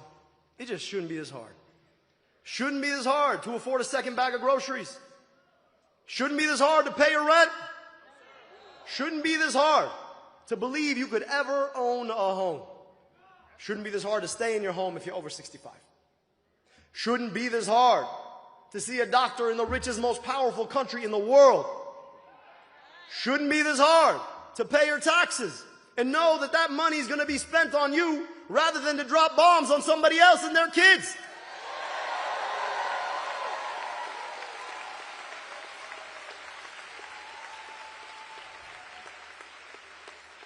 Now, y'all know I was never supposed to run for office. I mean, my parents gave me an 11-letter first name. It's got sounds that come out of parts of people's throats most people don't know they have. Thank you. I like it too. I wanted to be a doctor. I wanted to be a doctor since I can remember, because I would spend my summers, days like this, in Alexandria, Egypt, where both my parents immigrated from. And on the trip there, it'd take me 15 hours to get there, but I would travel 10 years difference in life expectancy. And that was written in the bodies of my family. My grandmother, smartest, wisest person I have ever met in my whole life, never got to go to school. She was the 9th of 14, born and raised in a time and a place where little girls like her were denied that right. She raised 6 kids of 8 to whom she gave birth. 2 died before their first birthday. An aunt and uncle I never got to meet.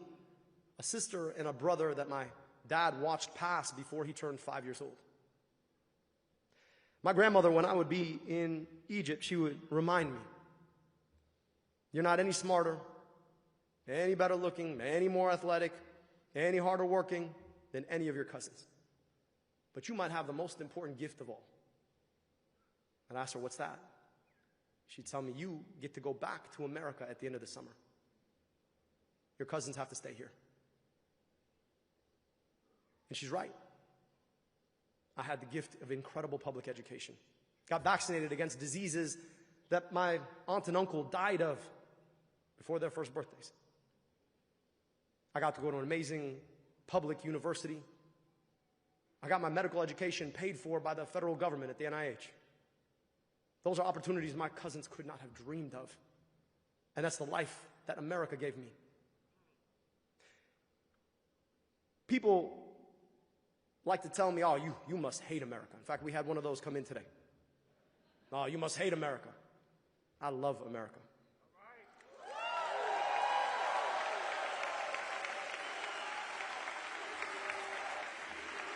Right, USA.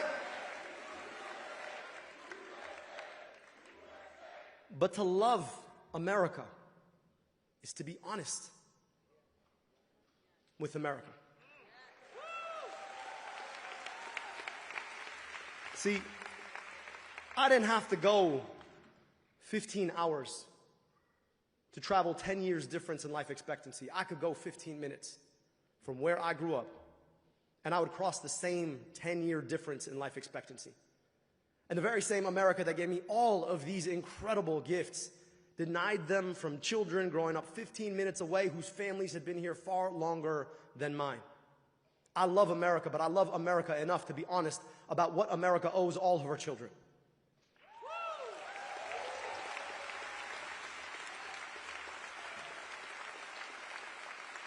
I went off to medical school to learn how to heal, only to realize that it was our healthcare system that too often was part of the problem. I was learning all this physiology about how illness manifests in a body, but watching as my patients were exposed to the pathophysiology of our politics just outside. Air, water, the inability to go to a good school, all things that dictate whether or not you get sick or you stay healthy. And watching people exposed to dirty air and unclean water walk into a healthcare system more eager to spit them out than to take care of them made me realize that I didn't want to work in the healthcare system. I wanted to work on the healthcare system.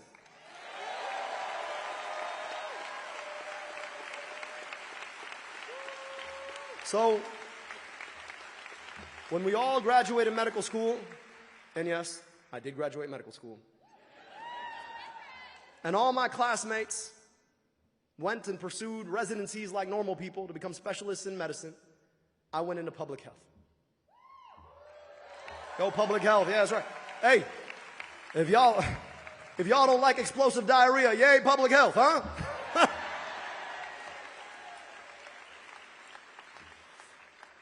Can't even eat the lettuce. Gotta breathe the like wildfire air. And they appointed RFK Jr. to be the health director. You laugh so you don't cry. But, you know, it's no wonder that the dude whose best public health advice is that you got to drink raw milk is overseeing all of this.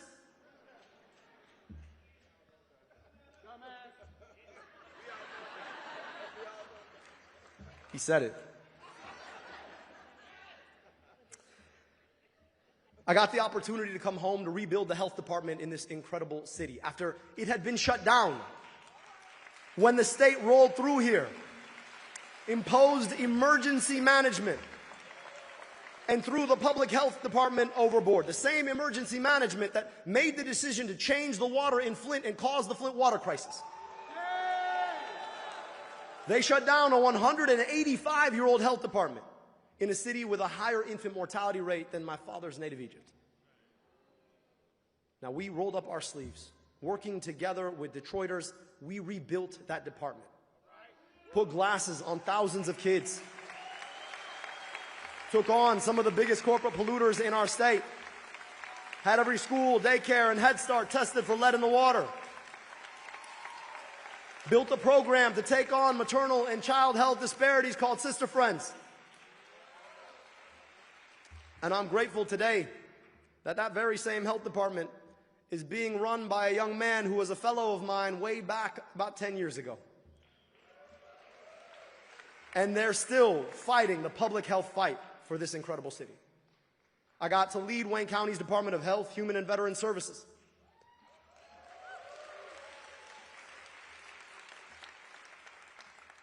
We put Narcan in vending machines for free.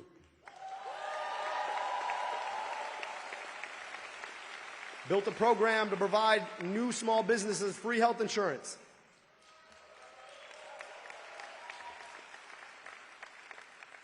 Put air quality monitors all over this county. And when we found out that our county ranked number 8 for medical debt nationwide, we set aside $7 million to erase up to $700 million in medical debt.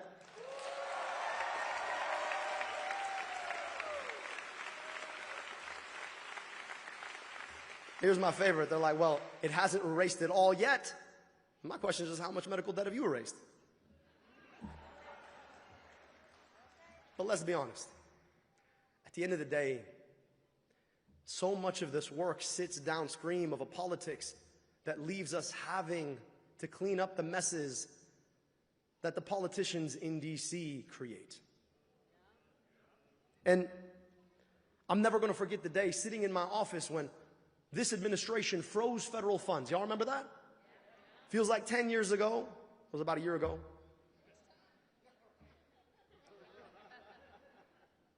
And I'm trying to figure out how to make sure that WIC checks keep going out to put food on the table for moms and babies. How to make sure people don't miss the appointment they've been waiting for at the federally qualified health center.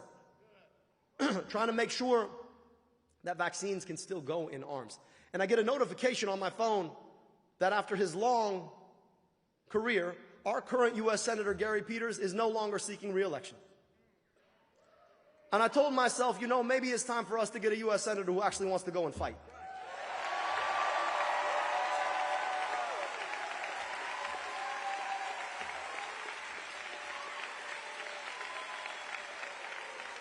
Now, y'all know this is not my first rodeo. I ran for governor back in 2018. It was the first time that orange gentleman had been elected. And I told myself, you know what? I know I might be 32, but let's go big or go home. I went big, and then I went home. But we earned 340,000 votes. We got outspent 7-1, but we were 2-1 more efficient than our opponent who won, and 3-1 more efficient than the guy that Donovan's about to kick out of Congress. And we said something in that race I think now has matured, which is that Donald Trump is not himself the disease of our politics. He's just the worst symptom of the disease of our politics. The disease is the system that allows big corporations, billionaires, special interests like AIPAC to buy and sell politicians to do their bidding instead of ours. We have to pay more for all we pay for, get paid less for the work we do, and watch as our tax dollars get misappropriated to drop bombs and buy tanks abroad rather than to invest in schools and healthcare here at home. So we're running a simple campaign. We want money out of? Put money in your? Pass Medicare for? And look, that campaign's taken us to 110 different cities now, 475 public events. And people say the same things. You can be in a living room in Lansing, a church here in Detroit, a VFW hall in Escanaba, a park in Grand Rapids. People ask you the same things. When am I going to be able to afford my health care? Why does it feel like I'm working twice as hard to get half as far? Why do I keep driving all over the same stupid pothole they told me they were going to fix? Why do I pay my taxes to kill other people when my own kid deserves a better school?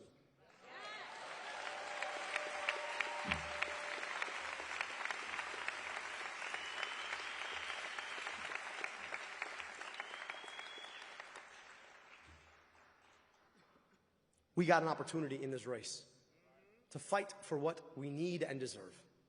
It's a pretty crazy thing that in the year of our Lord, 2026, I am the only candidate for U.S. Senate who is not taking a dime of corporate money to run my campaign and never will.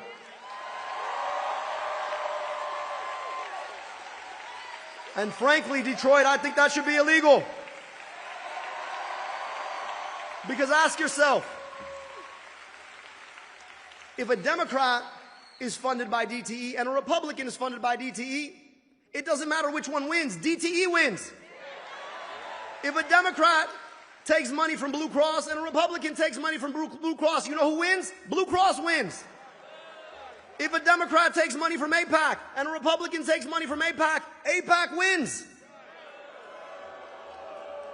So if we're serious about putting ourselves back in the center of our politics, we've got to be serious about getting money out of politics in the first place. We need to stand up to Citizens United and finally end the chokehold that corporations have had on our politics for far too long.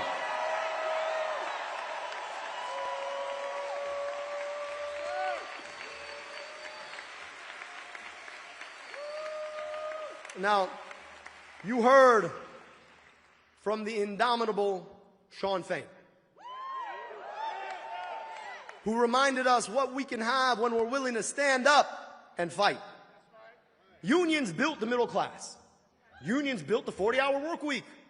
Unions built the weekend. I don't get one anymore, but we built it. Unions built the fact that our kids go to school instead of going to work. And unions can build it again when we're willing to stand with unions. So it is time for us to stand with our union sisters and brothers. We got to pass that PRO Act. We've got to normalize union organizing in every sector of American life. And while we're at it, let's stand up to the corporations who tell us that there's no more money for workers. Let's ban stock buybacks.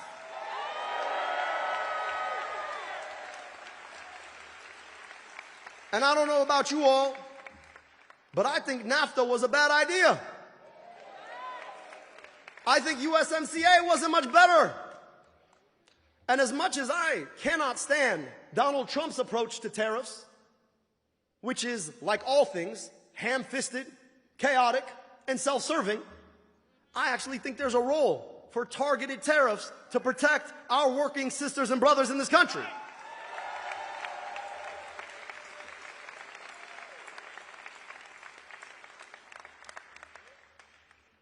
Now, there's no coincidence that in an era where union participation is near an all-time low, we're watching more and more billionaires get spit out of this economy. And I don't know about you all, but I think it's a ridiculous thing that it's easier for a billionaire to make a second $1 billion than it is for somebody to make their first 50,000. Now, y'all know how many billionaires you can make, or how many millionaires you can make for one billionaire? 1,000 of them. And they're out here trying to protect billionaires. I don't know, I'd rather have 1,000 millionaires than one billionaire. But more importantly, I think billionaires ought to pay their fair share. If you tax a billionaire at 8%, you know what they still are? Still a billionaire. Your kids are going to be rich. Maybe you could pay your fair share so the rest of our kids can get to go to good schools and travel functional roads and get good health care. So it is high past time for us to stand up to the billionaire class and tax them their wealth.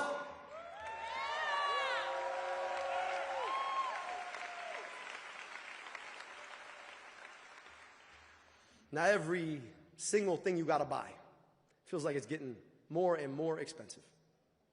And that's because a few corporations get to control every single sector of American life.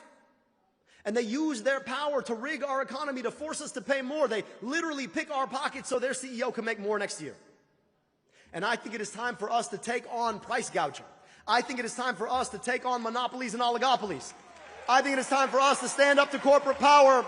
And I think it is time for us to start enforcing our policies on the books to make sure that no corporation can control prices on us, to pick our pockets to enrich their CEOs and their shareholders.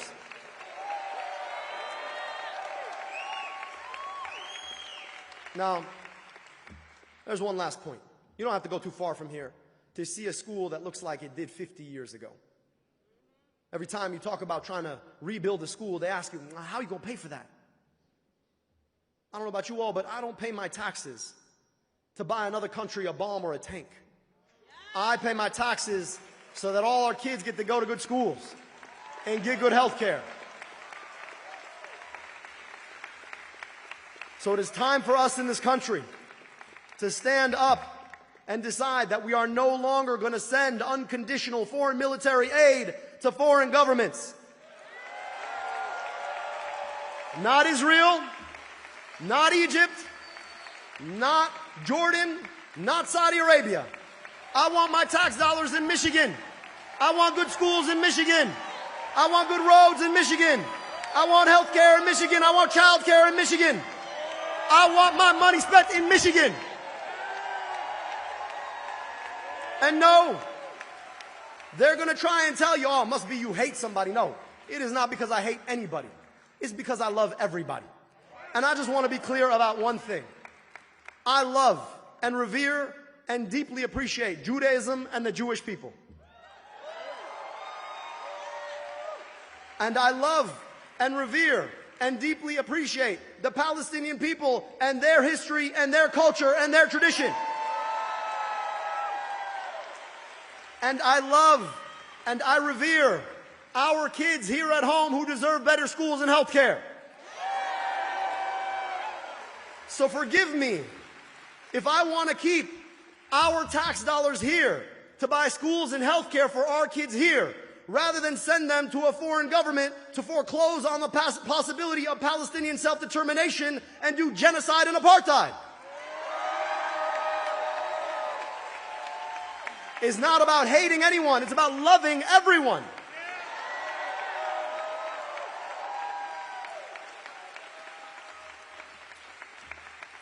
And then let's be clear. I'm proud of the work we did on medical debt. I really am. But medical debt shouldn't exist in the first place.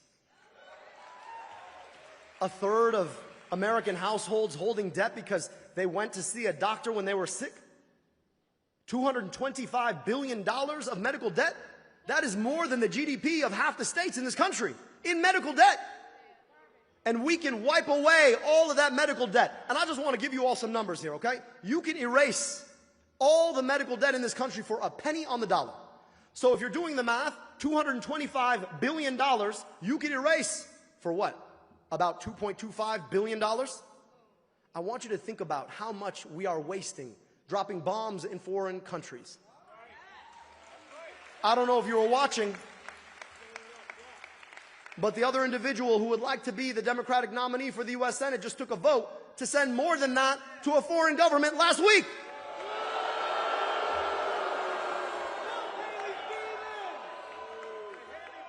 We got to be serious, y'all.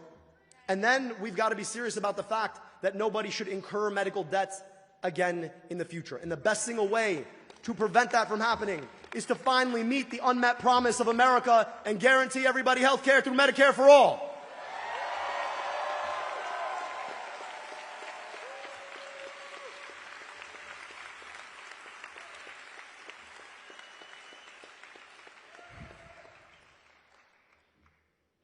Now look, I know I'm not supposed to run for office. I got the wrong name. Apparently, if you pray like this and not like this, pray the wrong way.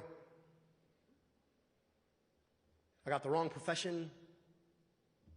But I'm also not going to stand here and tell you what you cannot have and should not fight for. I'm not going to tell you that you cannot have nice things in the richest, most powerful country in the world. I'm not going to tell you that we've got to make peace with the corporations who nickel and dime us at every turn, and that if they want something, we got to go on and give it to them. I'm not going to tell you any of those things. And if you've been watching, they've taken to calling me dangerous.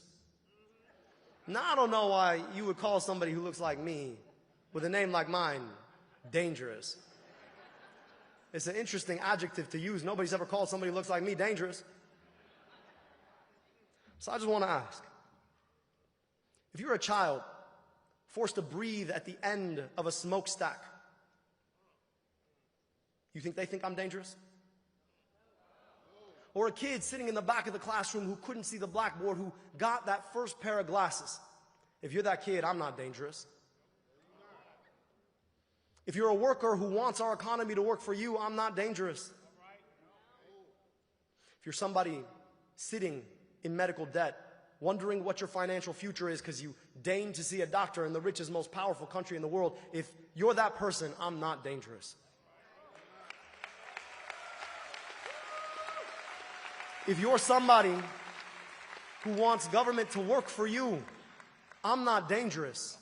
I might just be the one person running for U.S. Senate who actually wants to serve you. But if you're the CEO of DTE, you damn well better believe I'm dangerous. If you're Blue Cross Blue Shield shareholders, yep, I'm dangerous.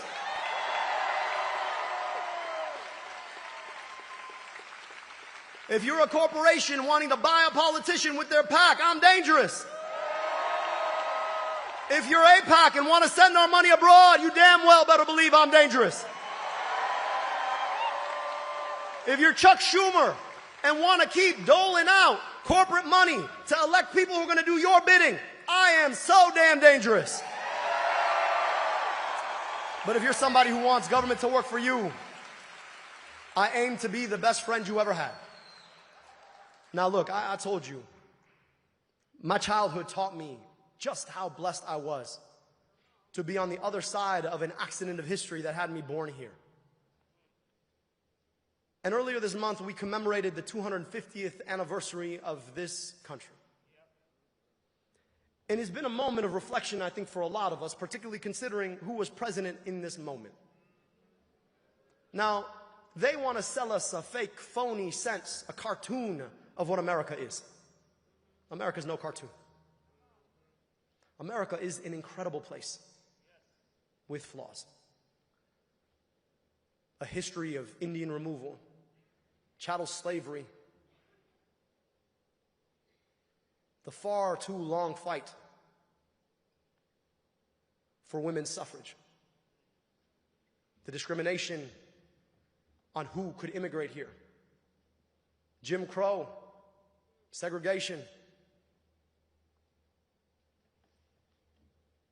And as you reflect on those past 250, I think it's important for us to ask,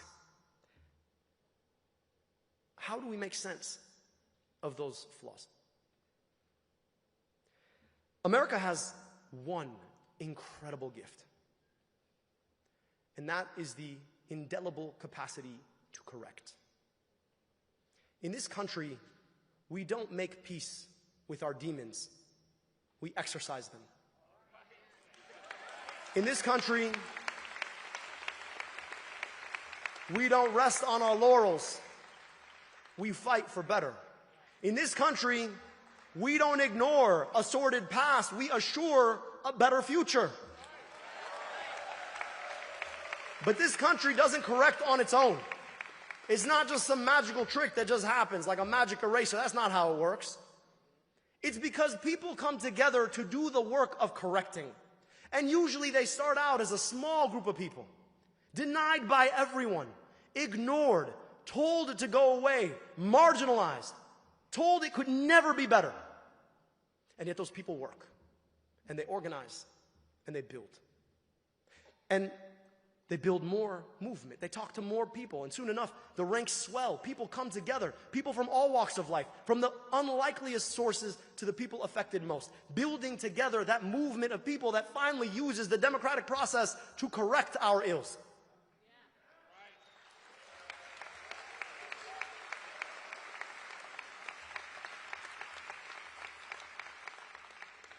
And my friends, I share this right now at this moment of our 250th anniversary, because we need that correcting right now.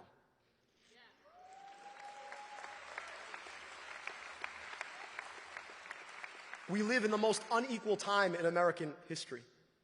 It's easier to make a $2 billion in this country than it is to make a fair living. Racism still denies too many people access to a good education, good health care, fair housing, clean air, drinkable water. People are still living in fear just because of who they love or how they identify. People are told they're less than because they pray the wrong way or they don't pray at all. And so America is in need of that correcting now. And we find ourselves at the precipice of a moment of correction. I just want you to understand the stakes of this moment. $50 million. $50 million and counting.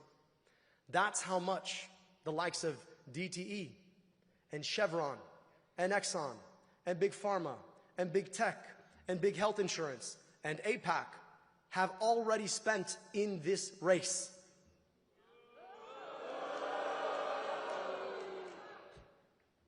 And we're still winning.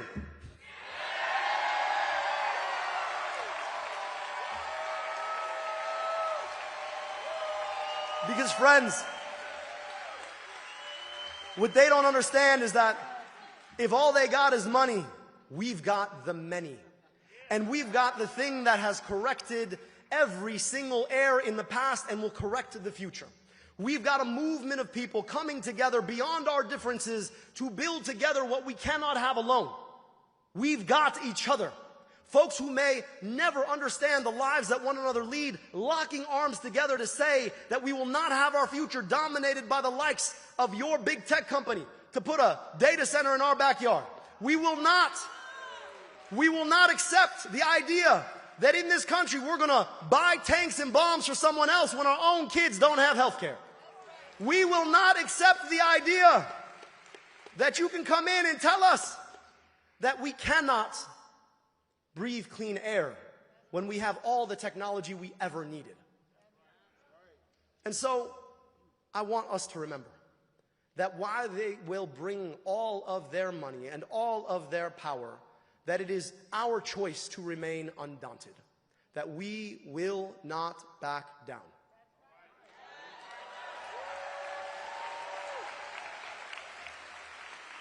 When they tell us we can't have health care, we won't back down.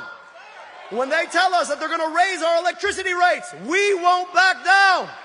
When they tell us they want to put that data center in our backyard, we won't back down. When they tell us that they want to take our tax dollars and give them there, When we've got kids who need them here, we won't back down. When they tell us we can't have union representation, we won't back down. When the billionaires tell us we can't tax them, we won't back down. And when they bring $50 million into this race, we won't back down. We will continue to do the work of democracy. We will go out there and knock those doors and make those phone calls and be undaunted at the polls. We will build a movement that connects to the love and the joy of the future we deserve rather than the sordid past we've had.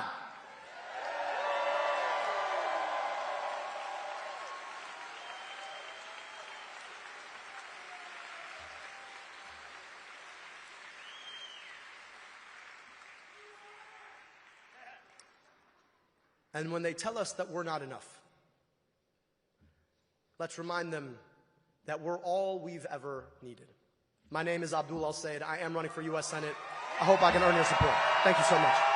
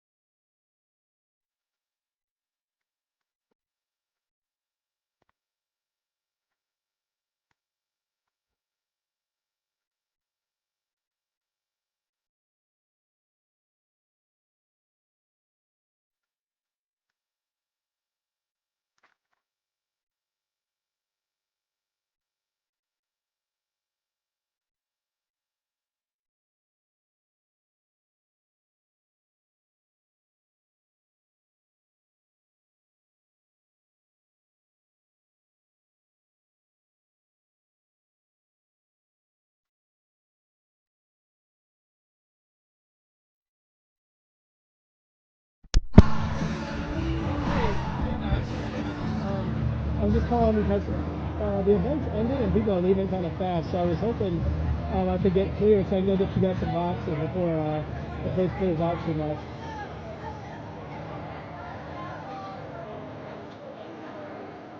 Thank you. Okay.